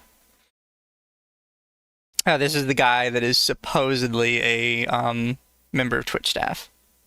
Don't know how much I believe that. What do you think? I have a feeling there's no automod or anything. I think it's just all the contractors just doing a quick blanket, okay, here's the bans of the day, or here's my ban requests of the day. Because Fair. at this point, it's like, okay, there's a difference between like YouTube's automod, which is, you know, painfully annoying. I've had to deal with it for like, you know, copyright stuff, but usually I win like the vast majority of the time once I appeal it. But with Twitch, it just seems so like the useless bans on Twitch seems far greater than on YouTube. There's more people getting banned on Twitch than on YouTube, as far as I can see. Somebody clipped saying me stupid. Put it in my Discord. You could put on your soundboard. Stupid. Yes! How do you get the appeal? That's the part that seems a bit difficult as well. Maybe I'm too nice, but my opinion is I want to give them less to worry about. I don't want to be someone they... I don't think you're too nice. I think you're stupid. You're being too... She's being far too nice. It's like, no, we need to be on Twitch's ass even more. Because, again, unless they reveal the clear guidelines, how are we supposed to know what we're doing wrong? Exactly. They want to worry about personally. This is how I do my own thing. If I think something might push the line, maybe they'd have to review it or they'd have to talk to me about it, I will just push it back one step away from the line so they don't have to worry about me because I want to see this site do fine. You know, like that's just me. Yeah, it's being considerate. Exactly. And I think people should try to maybe be more considerate, and going into thing as an us versus them thing every time is maybe not the best. I don't know. Not that everyone does that. I think there are plenty of reasonable people on the platform. I just think a lot more people should do that. They would need clear TOS to train them properly. Internally, yes. Externally, no. They may have a very, very, very clear internal set of guidelines and documentation for that with a lot less, you know, room for being vague. They just don't have a public version of that because, in my opinion, again, you don't need to divulge every little thing because people start to get in. She said earlier that moderation might have their own personal feelings on who they choose to ban. So no, clearly there's no clear guidelines. It's either you need to tell the moderation to follow the exact guidelines and not to put their personal biases in front of it, or just let them do whatever the fuck they want. Yeah, like she's not helping her case here. I don't know why she keeps like saying this stuff, and it's like, you know, you're contradicting yourself and sounding stupid. Into semantics and they get too crazy with it. I fully, as someone who's worked in these types of environments, completely agree with that. But they might have something much more clear-cut internally that they train people on. We don't know. We have every reason to think they don't because of the way things are done. But that could be an operational issue, right? On their training. Maybe their document that they hand over is good. Maybe the documentation is wonderful, but the training is bad, or there's not... I don't know, Giga. Maybe if it seems like they're failing on every single metric, they should be slightly more transparent in some way. I don't know. I think that might assuage the public's opinion a little bit if they were like slightly more transparent about literally any step of the process. I don't. It's like how even putting out a little graphic on, oh, here's how bans work on Twitch. First, this gets submitted to this person. Then this person looks it over and says, oh, I think this person should be banned for X amount of time. Then that proposal gets sent to this person, and they either adjust the ban length or they approve it.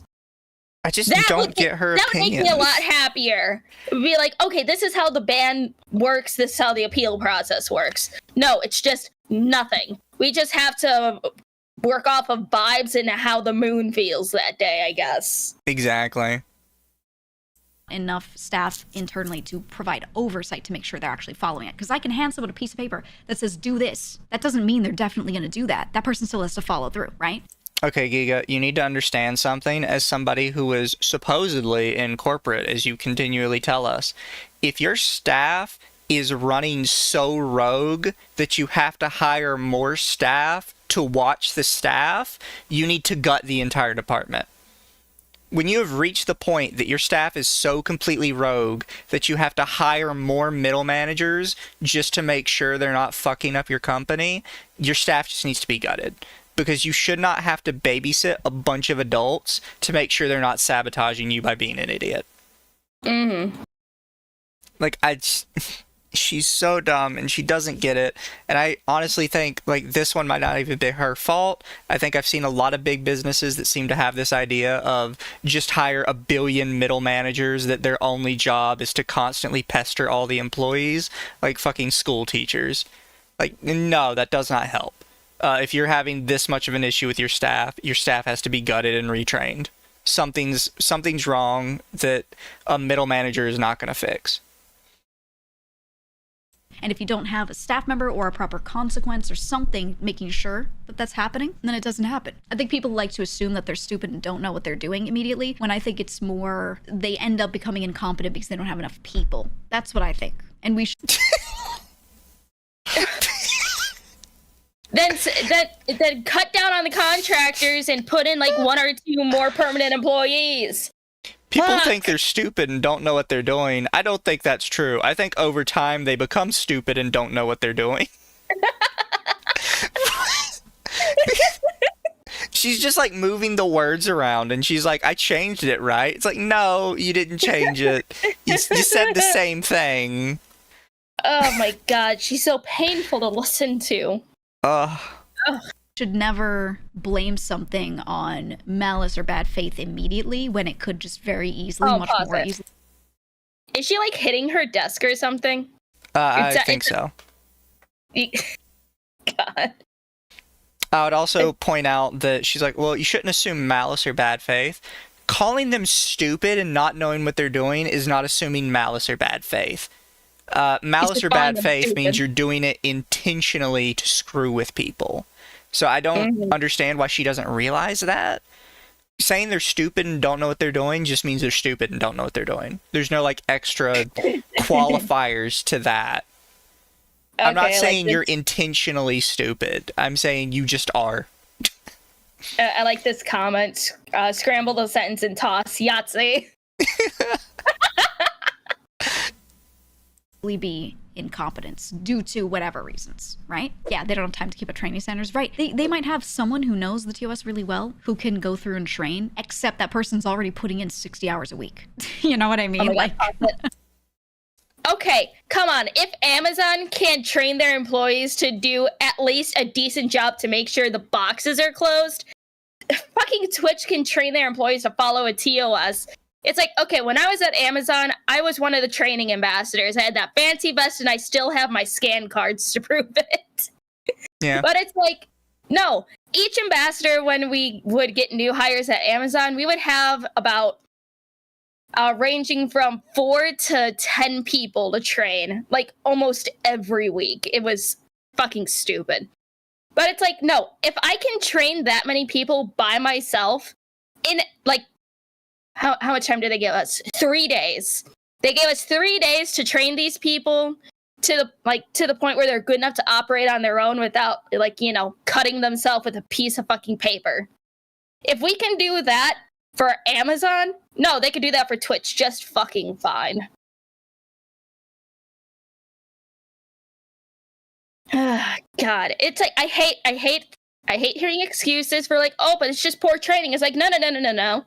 I did training for one of the largest corporations. There's no fucking excuse. God. Also, I don't know if you heard that, but she's like, well, how can they be expected to hire more people if they already have people working for them like 60 hours a week? If you have an employee working 60 hours a week, what you're supposed to do is hire a second employee, and now you have 2 people working 30 hours a week. Yeah. Like, if they genuinely have people working 60 hours a week, which they don't, this is just something you said randomly for argument, the solution is they need to hire more people. And it's like, well, what if they don't have money for that? Then your business should not be operating. If your business requires you to abuse your employees in order to make bank, your business should not exist. Plain and simple. Like, and it's like, okay, I've never worked as an office monkey before, but like the only jobs that I know of that require you to work more than 40 hours a week are jobs where you're on call all the time, or if you work in a warehouse or a factory where you can work as many hours as you want because it's not against your contract.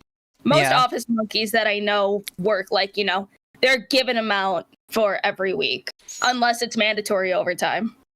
She's also missing the point that, they'd probably have less work to do if the guidelines were extremely clear and people weren't putting in a bunch of random ass reports because your guidelines are super vague and they don't actually know what's against the rules. It's almost like having more strict rules, more clear rules would help everybody. People would know where the line is, and people issuing the reports would know that you haven't crossed it. Holy shit, we've just cut out a ton of false reports. Oh shit, thank you for the 10 gifted memberships. I'm sorry, I didn't see that. Yeah, I just see it pop up on chat. Oh, I see, it's taking a minute. Because I'm using the restream chat. Let's see, I think Tiroff, I think that's your name. I think that's how you pronounce it. Thank you for the 10 gifted subs.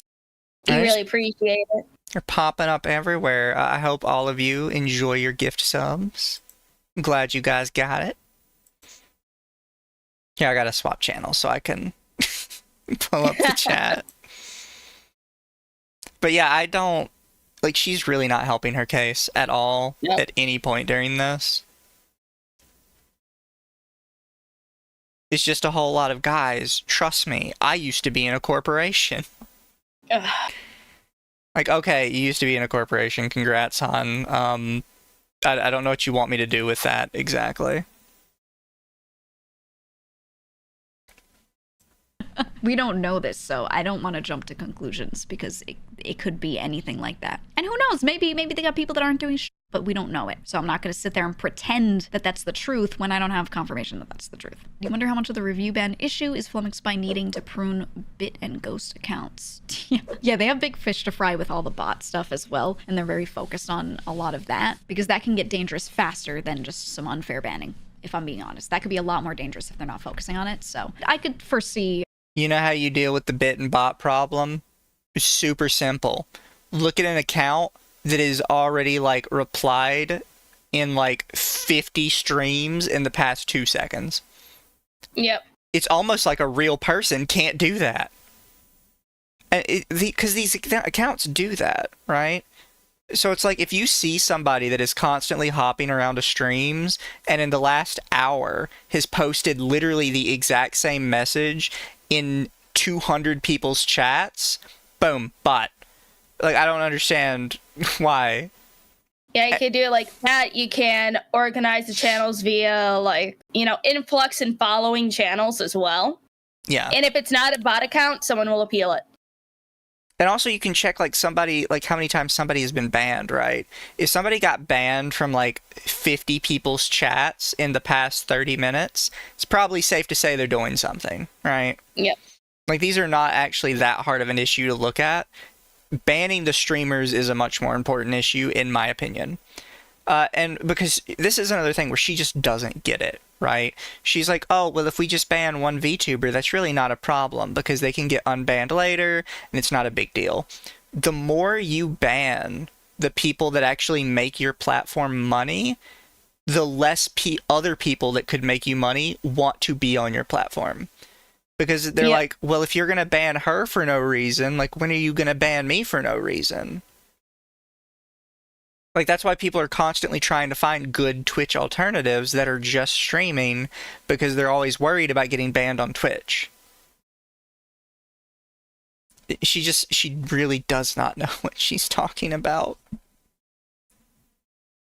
Yeah, a scenario where they're kind of, their staff who do those kinds of things and worry about moderation are more concerned with the overall state of the platform kind of thing, and they can't put enough time into the individual problems like that. Imagine how dangerous it would be if they were like, okay, let's make sure we really put a lot of time onto reviewing these bans, and then those hours are taken away from keeping the bot issues away, because again, that person's time is tied. That's one of those things where I'm like, if they don't have the staff for that, that could be really bad. We don't know is the TLDR. As a second screen lurker, hearing real thought out discussions and nuanced takes is part of what makes you one of the best background streamers on Twitch. Thank you. I would like to point out this chat message she's reading. Think about how many times they've jump cut, right? In between her talking. This chat message, I saw it, was sent about at like 3 minutes in. So it was sent somewhere in like this range when this message came in. I have no idea why she's reading it.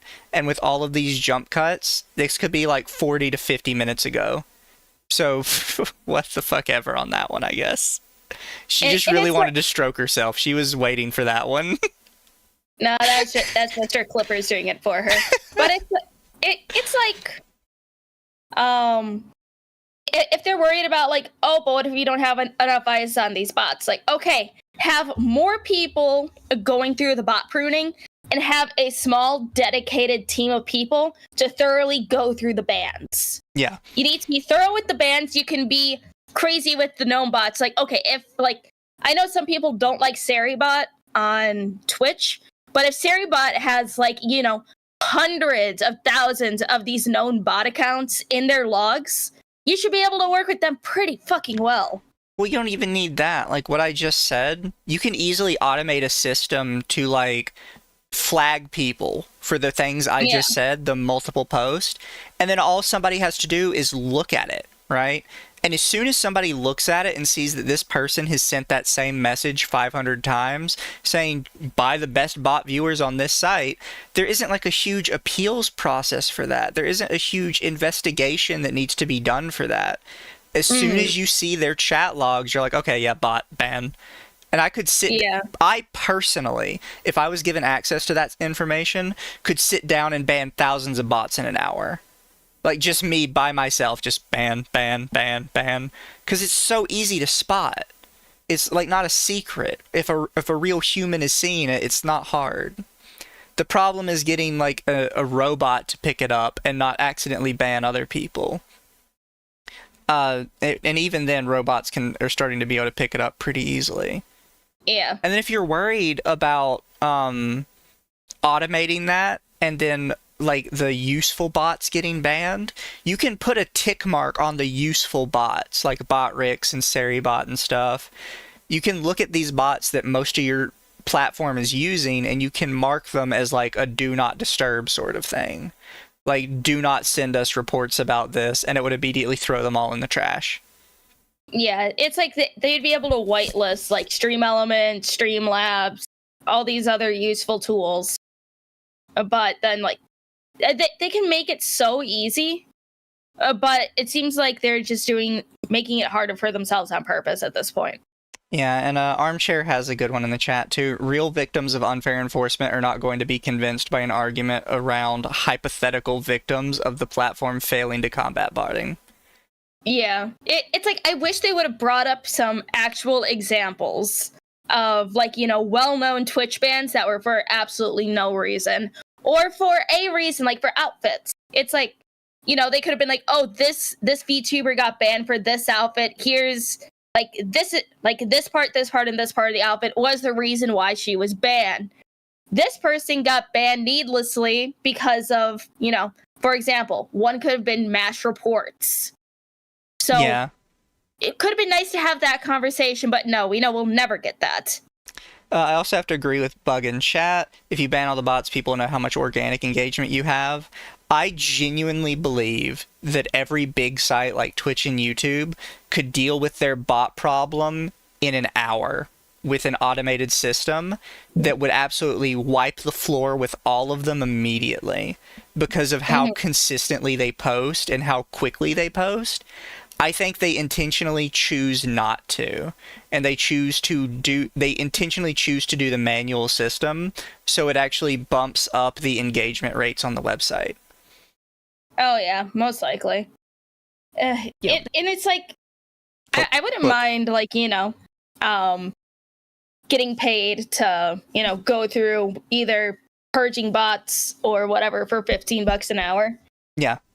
Like what Lone said. It's like, yeah, I dislike Twitch as a platform, but Lumi, they can't hire more people. Work in that field comes and goes. They have to contract all of it.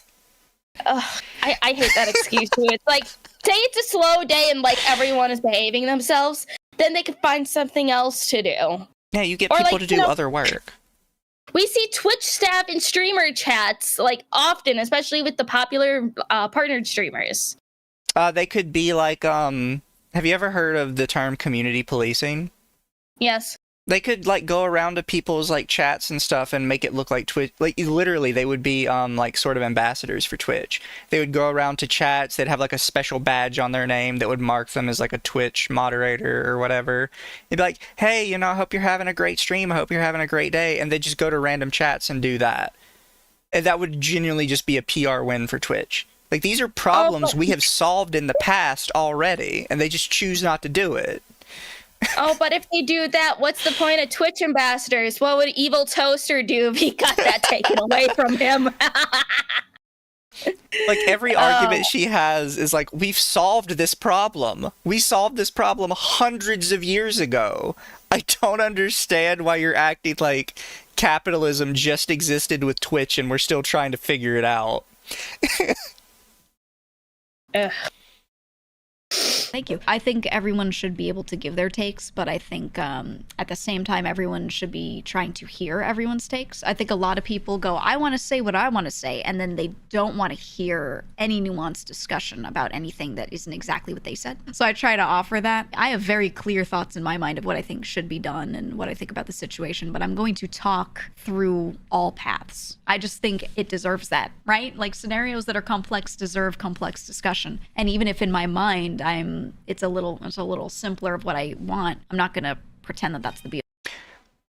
All I can think of while she's saying this is, like, in all the disaster movies where you've got like the president and his cabinet like sitting in a happy little bunker together, and they're like, we need to discuss what to do, and then it cuts to like outside and entire buildings are being knocked over and people are running and dying left and right.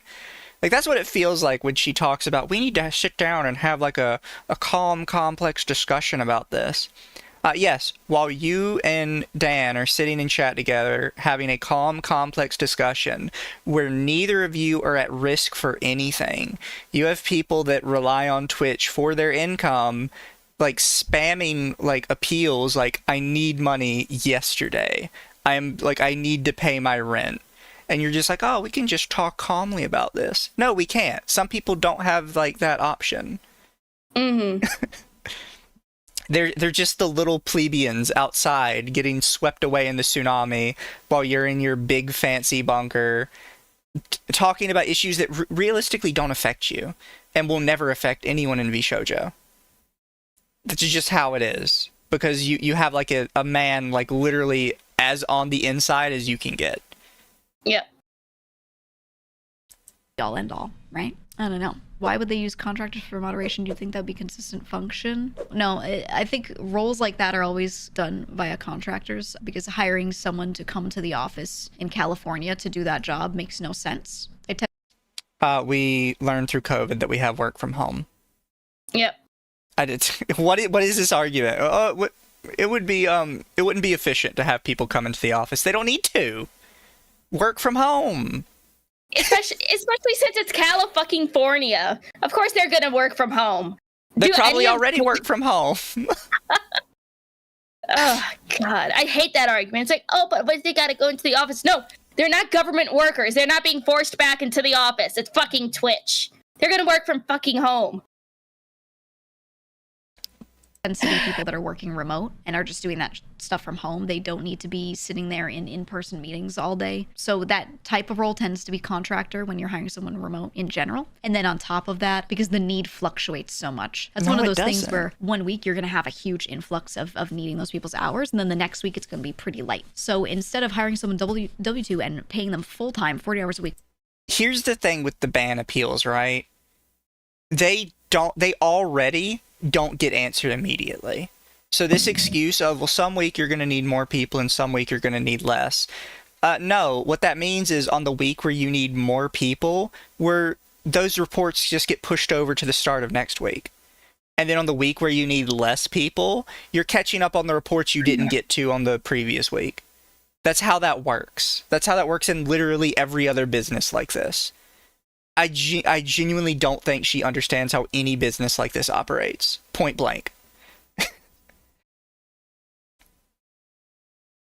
All the time to maybe do some more work sometimes and do less sometimes. You save a lot of money by just hiring them on a contract basis, which is more easily either they just bill for the hours they actually work, and when they don't have work to do, they don't bill for any of those hours. They're just not working. So you're only paying for the time they use, and or retainer contracts, which tend to be you put someone on contract and you get a certain number of hours out of them per week. It tends to be part-time, not full-time. But then a lot of these retainer contracts have the ability for you to pay for additional time should they use it. So it's like you're definitely paying me for 10 hours a week, and then if I work that week and on the third day of the week I hit my 10 hours and I say to my higher up, I need to use more hours this week to get this work done, that higher up approves it before it happens a lot of the time on retainer contracts. So they look at the budget and they go, I have 50 flex hours I can throw during these types of times at someone. All she's done, like when she talks about the retainer contracts, is she explains what a contractor is. She has not once given a valid reason for why you would use a contractor over a regular employee, other than constantly saying, well, sometimes it's busier and sometimes it's slower. That's not fixed with a contractor. That's never fixed with a contractor. It's just like she's explained what a contractor is like 4 times during this video. Yeah. God forbid, who knows how long how many times she actually talked about what the hell a contractor is during the actual live. But like, this is why you have shifts of employees. You have your morning shift, your mid shift, your third shift. And it's like for the busier days, it's like you can have less employees, but have them work longer hours. Like, for example, during holiday time when I was at Amazon, we had to work 6 days, 12 hours. It was hell, but it was work, and it paid nice. Well, and, like, nothing she's saying with the contractor, like, makes sense, right? Contractors aren't for, like, some weeks it's slower, some weeks it's busier. Contractors are for sometimes we literally don't have work for you, point blank. Like, a really popular job for contractors is stuff like tech support, right? Because 99% of the time in a small business, you don't need tech support. Your computer just works fine. And it could be weeks or months before you actually need your tech support guy. That's what a contractor is for. And then you call them in, and then they do billable hours of work for you. Contractors are not for, we have work that needs to be done literally every single day of the week. We just don't know how much of that time during the day. Because that's just any job. Every job just has a miscellaneous amount of work that needs to be done in a day that's sometimes more and sometimes less. Or just like have it be an on-call system where it's like, you know, each amount, like each ban or each whatever is allocated to an employee, and once it hits a certain amount, you need to get to work.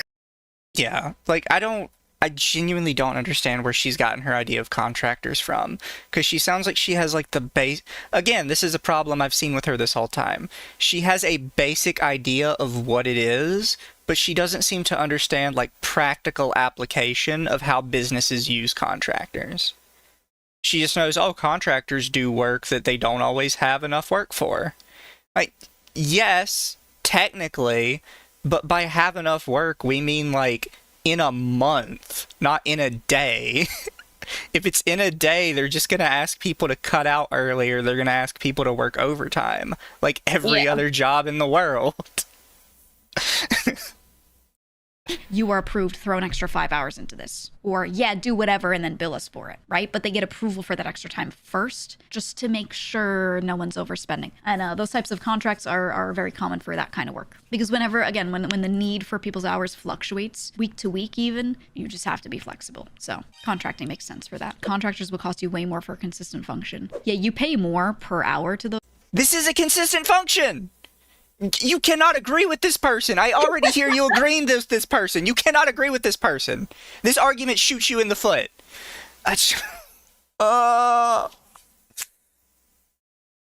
If Twitch is using contractors, what they are likely doing, which would be exceptionally stupid, is they are just constantly piling up more and more and more appeals that they're just refusing to answer, and then they're handing them all over in bulk to a company. Which would not make sense. That would be exceptionally stupid. I genuinely don't believe the contractor story. If they are using a, quote, contractor, what I think they're doing is they are contracting a outside company. Like, her entire understanding of this just does not seem right. And if it is right, Twitch is more inept than I gave them credit for. Those people, but you know they're likely going to use fewer hours. So overall, you end up saving money by using a contractor because you're not filling, you know, hours of time that you're paying them for where they're actually not filling it with work. It's good like that. It helps you flex on need. I think a big part of the frustration or aggression, quote unquote, on the streamer side is also the result of a lack of organization on their side. If there are 100 streamers all individually asking more or less the same question, the chances of any of them not getting an answer are bigger than if they got together and asked one question as a group. Yes, I agree. Because we're not a business. We are not a collective business all working together. That is not something you agree to. That is a stupid thing to say. Well, if we all collectively worked together to give them one question as a group of 1,000 people, we would get a better answer. Yeah, we would. You know why we don't do that? I don't know any of those other people.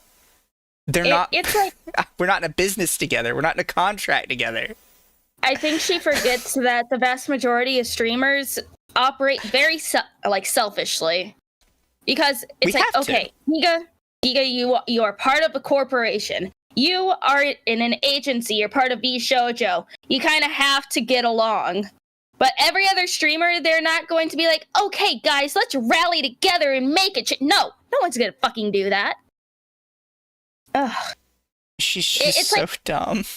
Hearing that is just as annoying as people saying, oh, the VTuber community. No, there's no fucking community. It's just like how there's no VShojo community. It's separate communities under one fucking agency. Yeah. Like we're not an agency. I'm not going to get collectively together with a bunch of other VTubers to ask this question because I don't know any of them. And a lot of us are doing this on like a part-time basis already. Like I physically do not have time to organize a campaign with other VTubers between my real life job and then streaming as a hobby. Yeah, and it's like, you know, say for example, if for some reason VShojo is like, hey, you mentally damaged mermaid, do you want to join us? Then yes, I will hold your hand and agree with you. But no. One, I would never accept a contract with VShojo. And two, no, I'm not going to take time out of my precious day where I could be streaming or doing something else to be like, okay, let's defend everybody. No. Bad Demon also has the correct point. If they're getting the same question 1,000 times, you know what they should do? An FAQ. Yeah, if you're getting the same question hundreds and hundreds of times, you don't individually answer each of those. You realize that there's a problem, and you put it in an FAQ and then put it in a press release. If it is that big of an issue. Like, the only time... That's the thing that she's not getting in this whole discussion. She's either not getting or she is too dumb to realize. Is... there are solutions that already exist. And her problems only exist if they refuse to use the solutions we already have. That are established, that every other business uses. The only thing I can think of is that they know there is a problem and they want to continue the problem because they like it that way. Like we mentioned earlier with the bot thing, I am pretty sure they like to have the bots around because they do boost their engagement rates. So they intentionally keep it on like a manual review system for them, when I know for a fact an AI would wipe them out in an afternoon completely and they would never show up again. And that's what I'm trying to do. So I did my research beforehand. I looked at what a lot of VTubers want, and then I picked a couple questions that I thought encompassed some of that and brought them there. And that is literally, that's just what representation is. And I'd like to continue to do that if possible. I'd like to do that. And I think me being uniquely positioned as having a background in tech, having a background in, I don't want to get too specific, but some very specific things that this... You're going to need to get specific because absolutely nothing you've said this entire time implies that you have a background in anything business related. It's like she seems like someone who really faked it till she maked it. Yeah. So I am uniquely in a position to cover this because of my background in tech. What background? My background in tech is that I can turn on my computer. This is the thing that throws me off. She claims she has like a background in corporate tech, yet she works for like VShojo, is like a bottom of the barrel streamer. Even among VShojo, I feel like she's pretty bottom of the barrel, right? Like, I don't believe that you quit your comfy corpo tech job to barely make it as a streamer. Which you said in your interview with Dan Clancy when you were talking about like your rise as Giga, was that you were just barely scraping along. You can't have had that important of a job. No, she was a low rung office monkey, probably working 40 hours a week, hating her job. It throws me off even then because like I was a low rung office monkey and I'd still know this stuff. Like you should too. You should have learned this in school. Genuinely. Platform might deal with. You know, I can easily understand the other side. A lot of people hear the other side, they hear the Twitch side, and they're like, it's just corpo bullshit. But it is. It is. People don't care about the other side because the business is supposed to serve us. And if the business doesn't serve us, we're supposed to be able to go somewhere else and have like a good time, basically. The problem is it's very difficult for us to go anywhere else in this kind of business. That is the sole reason Twitch is still alive, is because to get another business like this off the ground is extremely difficult. Yep. If they were like something smaller, like a grocery store, Twitch would have never made it off the ground because people would have immediately went to the one next door because their prices were better and they didn't slap you when you walked through the door. I think a lot of VTubers specifically, I feel like they need to have some sort of brand loyalty when it comes to Twitch. But it's like there's other streaming platforms, but you just don't want to, lose the the convenience of like channel points and redeems and everything like that. That's why a lot of people say, "Oh, the only reason why I don't go to YouTube is because I don't have channel points." It's like, no, you're going to have to suck it up and multi-stream to other places where like the audience interaction isn't as fun, but if you want to not be chained down to a sinking ship, you better just branch off. Don't put all your eggs in one basket. Yeah, it's just like I don't believe her.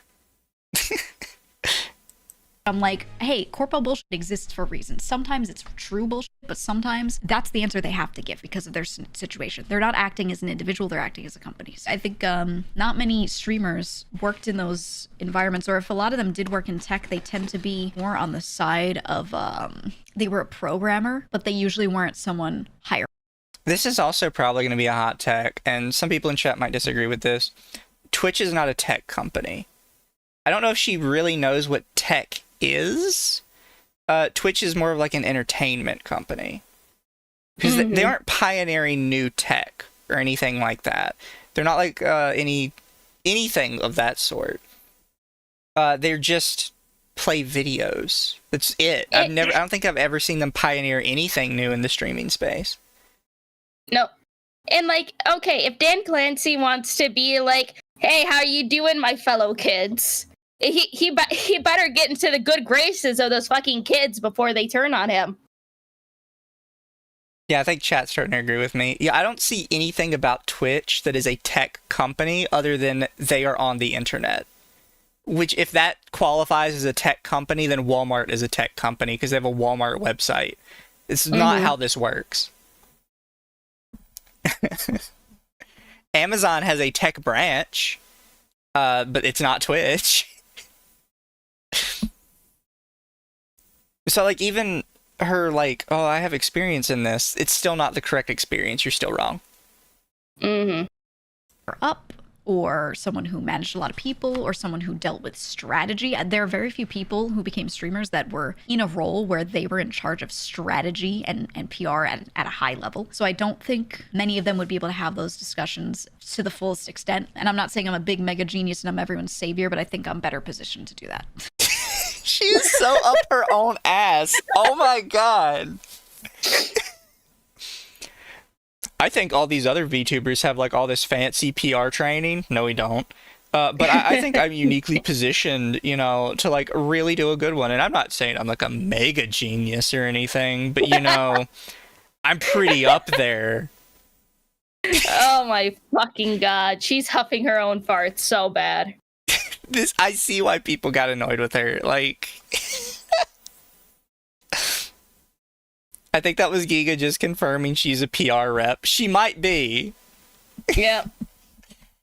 I don't. If Giga was anything in a tech company, I think she was the HR lady that everybody hated. Oh, probably. But she said she was a contractor. Yeah, companies contract HR sometimes. Okay, I was trying to think of a good comparison. Fuck, what's her name from Harry Potter? The chick in the pink outfit. I forgot her name. I don't recall. Fuck, Umbridge, Professor Umbridge. She is the Umbridge to the Ministry of Magic. At this point, I think Twitch is attacked right off, and nobody told the staff they don't matter. Probably. It's like, I can see within the next couple of years, Amazon's going to sell Twitch. Dan Clancy is going to be replaced. It's gonna be terrible for all of the Twitch exclusive VTubers. I think there's also like a world where they remove Dan Clancy strictly because he keeps doing these streams. Because they're gonna be like, are you trying to like make yourself like a product for our company? Like, you're supposed to be making our company profitable. If he gets like any money off of his streams, they're probably gonna want him to like stop at some point. I mean, he has his own of streams. interest. He has his own Twitch channel. Apparently, he does like DJ stuff. That's cringe. That's technically a conflict of interest. Because that's an easy way for him to use the business to like enrich himself. And I could see if somebody sees that, them getting mad at him if Twitch isn't performing where they want it to be. I mean, Amazon is clearly ignoring Twitch at some point, and until it turns into like a really big money hole, they're probably not going to care until shareholders are like, hey, what's going on over here? Then they're going to be like, oh, fuck. Yeah. To be simple, you know, to be plain about it. I think I have a lot more potential to explain to the other side as well, like why what they said was not bullshit. It makes sense, why they can and can't say certain things, etc. So I'll do what I can, and not ever. Just so we're clear, at no point at all during that stream or this stream have you explained anything. You just keep saying, well, some people are going to think it's corpo bullshit, but that's necessary. That's not an explanation. Anybody could say that. Oh, Asahara said he had that concert where he picked up that girl on TwitchCon and dropped her. Oh, that's wild. Everyone's gonna understand it, but try. I'd also said I was critical of Twitch one time, and it was my most popular tweet. Yeah, no thanks, no thanks. I posted nothing but like nice stuff. I just said like, hey, I'm live, we're talking about this, and had people replying and being like, okay, but are they gonna fix their you know? And I was like, holy, this is why no one will listen to you if you speak like that. Like, there are a bunch of people talking, and a good number of them are being pretty civil, and they're like, I just want to know about this. And then one guy's screaming profanities in the middle of trying to ask the same question. Why would they answer that guy? They're gonna answer the nice one. You know what I mean? And Yeah, they're going to answer the nice person that's going to give them a softball interview and not actually answer any hard questions. They're going to intentionally choose people that are not incensed at them because they know those people aren't going to, like, ask them about any problematic issues. Like, she just does not understand why this is a problem. Like, I think this is a thing where, if assuming she's telling the truth about her corporate experience, yes, I understand why a business is going to choose the softball person to interview them. That doesn't mean it's good, and that doesn't mean the business has done something correct. Like, it's the same reason, like, why would a business choose, like, a cutthroat lawyer who would actively defend them even if they don't need it? Like, that doesn't make them good. It's just something they do to make more money. She just, I don't know. She doesn't understand the divide, I think. That people just do not care if Twitch is profitable or not at the end of the day. They care if Twitch services them. And at current, it doesn't service a lot of people correctly. Yeah, she doesn't want to lose her press pass. I have confidence that they will try to address things, you know, as evidenced by them even talking about it at all. So I'm just saying, adjust your strategy. If you keep trying to talk and you're being aggressive and it's not working, definition of insanity moment, right? Don't keep doing that. Try something else. When you represent a lot of people and you're trying to ask questions for them, something you know in the back of your mind that will never change is that there will be a lot of people that you're representing that just don't get it. You know, there are people that just don't get it, and you have to keep their best interests in mind, whether they directly want that to be the solution or not. You have to find the best solution, and you have to go with the majority. And you can't please everyone. You can't do things for people if it's not good for them. You just can't, you know, and they're going to get mad about it, and they're going to shoot the messenger every time.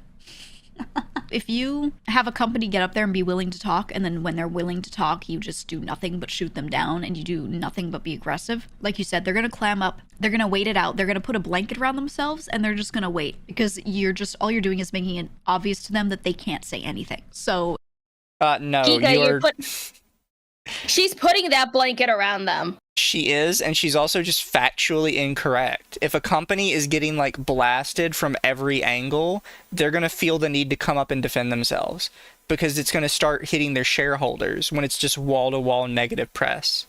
So I don't know where she came up with this idea, that, oh, if a company's getting blasted, they're going to hide away and not say anything. That's literally never happened in the history of companies doing this. They always respond when it gets big enough. Yep. She does not understand anything she's talking about, but she's talking as if she's the smartest person in the room, and everybody just doesn't get her brilliant strategy. Like, no, you didn't do anything. It's wait.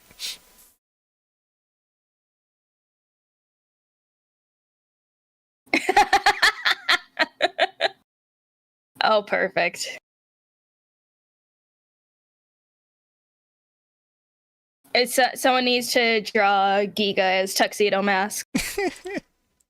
My work here is done. Oh, you didn't do anything.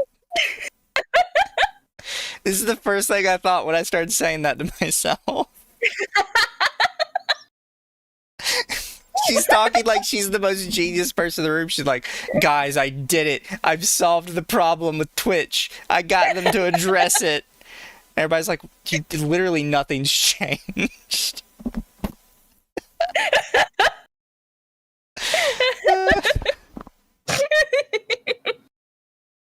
God damn it. It's just one of those things where you just have to make sure that everyone feels heard. And that's what building rapport is. Literally becoming friends as much as you can within a corporate environment, right? Like, as much as you can make. Would it have been better if she never talked about this and just ignored all the complaints about the interview? For her, yes. Because people would have filled in the gaps and been like, oh, you know, maybe Giga's just dumb and she just doesn't understand. Like, when it comes to streamers, that's typically how people view it. right, is they'll just be like, well, you're a streamer, you're not a business person, so it's obvious that you wouldn't understand like how to properly interview somebody, or you wouldn't understand the nuances of business. Like, we've seen this in the past where streamers fuck up an interview like this. People give them the benefit of the doubt. But Giga, in her infinite wisdom, got on stream and said, actually, I'm not stupid. I'm a genius, and I'm a corpo myself, and I know everything there is to know about business. So I was the perfect person to do this, and you all should be thanking me, because in reality, I had your best interest at heart when I did this. Like, she took away all the excuses you could have given her for fucking up, and now all any of us can say is she's probably an idiot and she got a participation award at work. That's the best defense I can give her. It's like people would have either said, "Oh, she tried her best," or "Oh, she was probably very limited on the questions that she could ask." She's digging her own grave here. It doesn't make any sense. Yeah, like somebody's chat says, before this video, I thought she was just told she could only ask the softball question. Like, yeah, that would have, because she was even on somebody else's stream, so she could have been like, people would have been like, they probably only let her ask a couple specific questions. They probably screened them beforehand, which wouldn't have been a negative to her. That would have been a negative for Twitch. Them at least feel like they can trust that you're not there to do that. You're there to be constructive, right? That's what they need to know, and you have to build that up. And, unfortunately, if people do nothing... What is this? No one wants to be invited to a public execution? Everybody wants to be invited to one. I don't know what you're talking about. Man, I love seeing online public executions. They're fun. People have, like, a morbid curiosity to that sort of stuff. Yeah. Especially when we're talking about not like a real execution, but like a social execution. Everybody wants to show up to the social execution. Everybody will. I mean, why do you think a bunch of people were really hoping that Evil Toaster would stop streaming? Yeah. He left his Twitter. He's active on Blue Sky, and he's still streaming on Twitch and still an ambassador. And I decide to look up his name on Twitter every once in a while. And there's some people that still comment on his old post saying, "Oh, don't think we forgot about you." Yeah. But in YouTube comments and on Twitter, yell at everyone and call them or whatever. They're just working against that. They're actively keeping people away from having solutions because it makes the other side feel like they'll never be heard out. So they don't want to say anything. Plain and simple. Now, thankfully, a lot of the people that have been commenting, not just in this chat, but everywhere, on like anything of mine, have been better, not so bad. And I think it's because I was calm, so they're matching that energy, right? No, Mr. your moderation is deleting everything. Which she said at the start, by the way, so I don't know why she's trying to pull this. But Mr. Byte says, say nothing is a very effective form of corporate crisis PR. It's a very effective form of corporate crisis PR when it's a small problem. If it is a big problem, then you start taking shareholder hits, and your shareholders are like, why aren't you addressing this? This is a big problem. Why aren't you, like, responding? Say nothing has never been, like, a corporate crisis PR thing when it's an actual issue. It's always if it's, like, literally one or two people complaining, and you just ignore them. Like, if a Walmart or something gets exposed that, like, they've been selling rotten food all across the store, that's an issue where they have to say something. But if they have, like, just one crazy lady in the store yelling that the raspberries are rotten, yeah, they can say nothing to her because she's one person who gives a crap. They don't understand scale. Once it gets so big, you can't just say nothing anymore. Mm-hmm. Some are not, obviously, but it's been a little better. So hopefully people can see, like, hey, if we keep that energy up. What is this? Say you're approaching a turtle you're unfamiliar with. If you posture over them and scream, they'll simply go into their shell. Twitch is not a turtle. It is a multi-billion-dollar organization. Like, that's been my complaint with her chat and with her for a lot of the stream, is they talk about Twitch like we're talking to another person. Yes, if you talk to another person and you call them a piece of shit, they're probably not going to want to talk to you anymore. And they don't have to talk to you anymore. They're just a random person. Twitch is a massive multi-billion-dollar corporation. They are beholden to some people. They can't just walk away from some people. Eventually, they do have to answer to someone. whether it be, you know, the higher ups at Amazon, whether it be the shareholders, whether it be the advertisers, they're inevitably beholden to someone. They can't just slink away and pretend it doesn't exist. And you can't stop pretending like companies are like little babies that need to be coddled. I don't have to coddle Twitch. If anything, they should be coddling me because they have the money to do it. Ugh. We keep it going, we keep it calm, we can keep talking about this. We don't get shut down. We get to keep saying things, right? But in return, you have to also listen, vice versa, and you just keep talking back and forth and keeping the discussion open, because the worst thing you do is let that discussion close. We don't want that, right? We all say, you said working the past 8 years in tech customer service, bless your soul. Man, the amount of people that come in real hot and get real nasty is kind of ridiculous, can be very demoralizing to the individual contributor. Yeah, it makes people not want to deal with it, right? They just throw their hands up and they're like, I don't want to. When you do it to everyone, it happens every time. And you know what happens? Because I worked in this same job and I wanted to kill myself because it was terrible. We still had to deal with you because that's how a business works. You dumbass. It doesn't matter how hot somebody comes in. You still have to reply and fix their problem. I don't understand why she's so stupid. Why her chat is so stupid. Oh, the company just doesn't have to reply to you. That's not necessarily true. I mean, there's a difference between the company, there's a difference between, like, you know, the individual customer service representative that you're talking to directly and the CEO of the fucking company. Yeah. They're all so dumb. Everyone eventually throws their hands up and no one wants to say anything, right? Corpo's like a League of Legends jungler. You need to build trust so they will help you during ganks. It's true. It's true. And just like a League of Legends jungler, 90% of them just shoot you in the foot and refuse to do anything from the jump.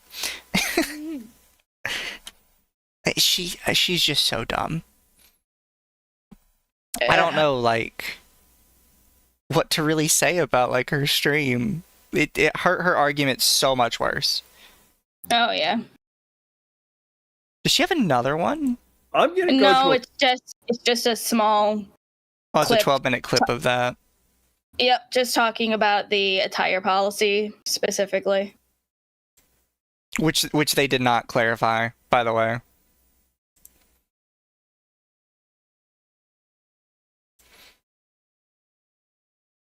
If jungler doesn't gank, you lose the game. It's his job. Exactly. Like, we can't keep saying all this stuff about, well, the company needs, like, you to baby them. Like, no, if they don't do their job, they're going to screw themselves. Their business is going to go under. People aren't going to trust them anymore, not going to want to be on their platform anymore.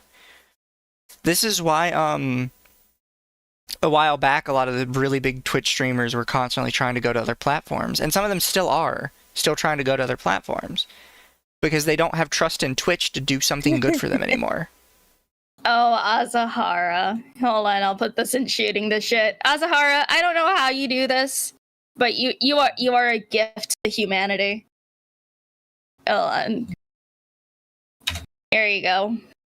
Oh, I got the AI already. Yep, got the AI already.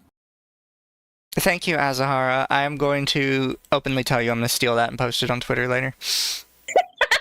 Make sure you tag I'll credit Azahara. But not like that's all it feels like for her the entire time.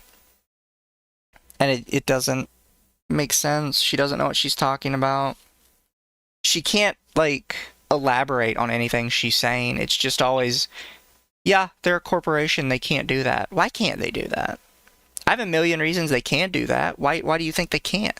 Just one reason. One legitimate reason why they can't just tell us where the line is, at least. You really don't think the Shy Lily interview is going to happen? No, it's not going to happen. Because I think Giga was the one safe bet. And they're going to be like, yeah, we don't need to be interviewed by anyone else. It's fine. Or they'll probably just go back to Giga again. It's like, okay, we're going to talk about VTubers today. Here's our official VTuber representative, Giga from VShojo. Ugh. That's not going to be used for any negative purposes. No, never. No, here. Sorry, you know me. I scroll through Twitter when I have a chance. Here, What'd you find? I'll reshare my screen for you. Okay. I don't know if I want to share it to chat or not.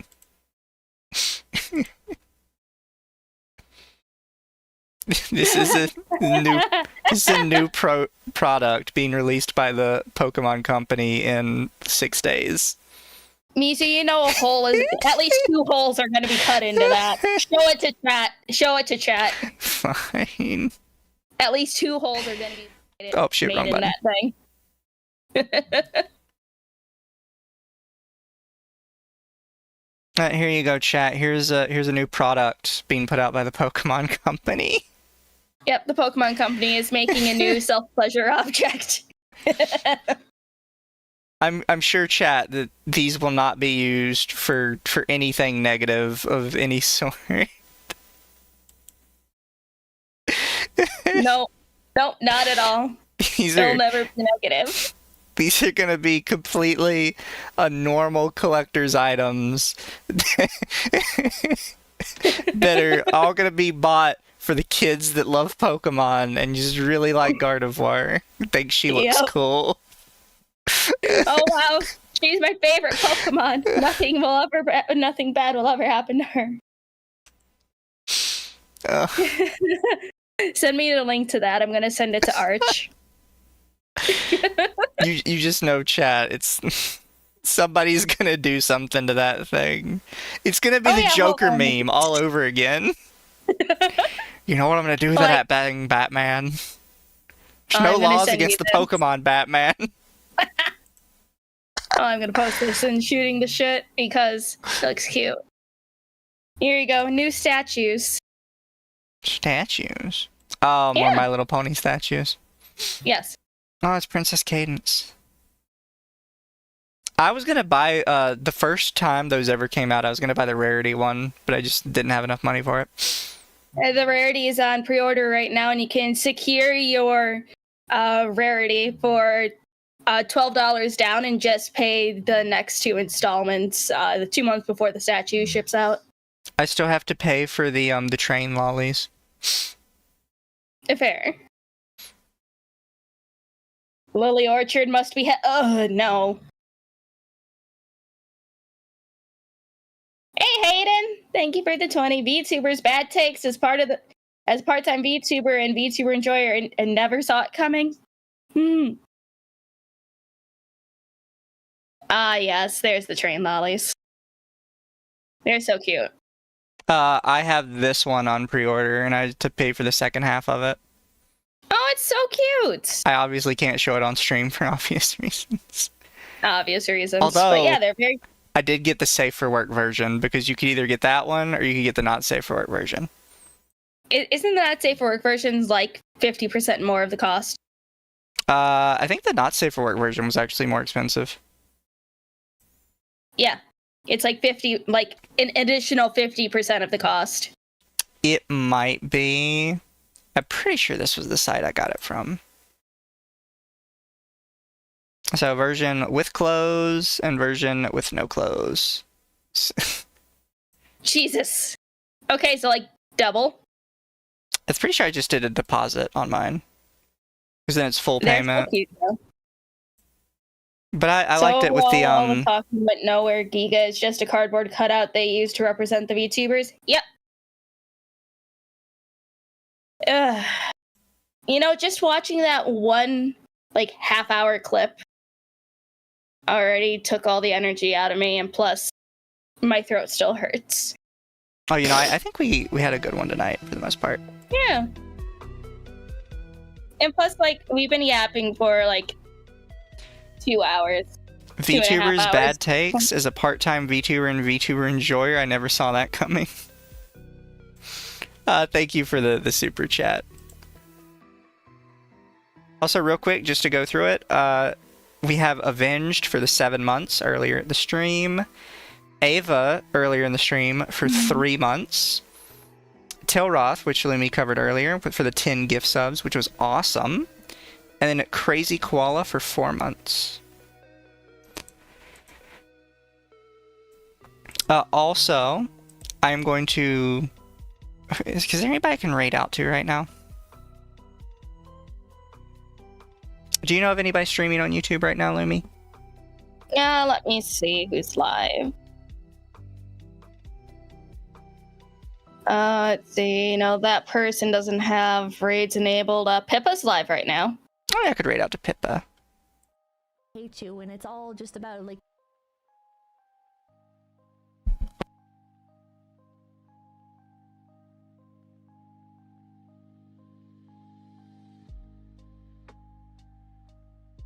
Oh, can't raid Pippa. She still has her raids off? You know what? I know what I can do though. I can give Shiroi a heart attack and raid Shiroi. Oh wait, no, did she end already? No. I was gonna give her a heart attack. Let me see who's live right now.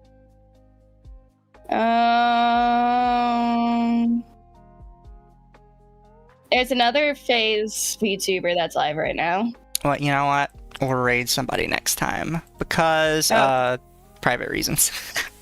Bye, guys. Love you all. Bye, guys!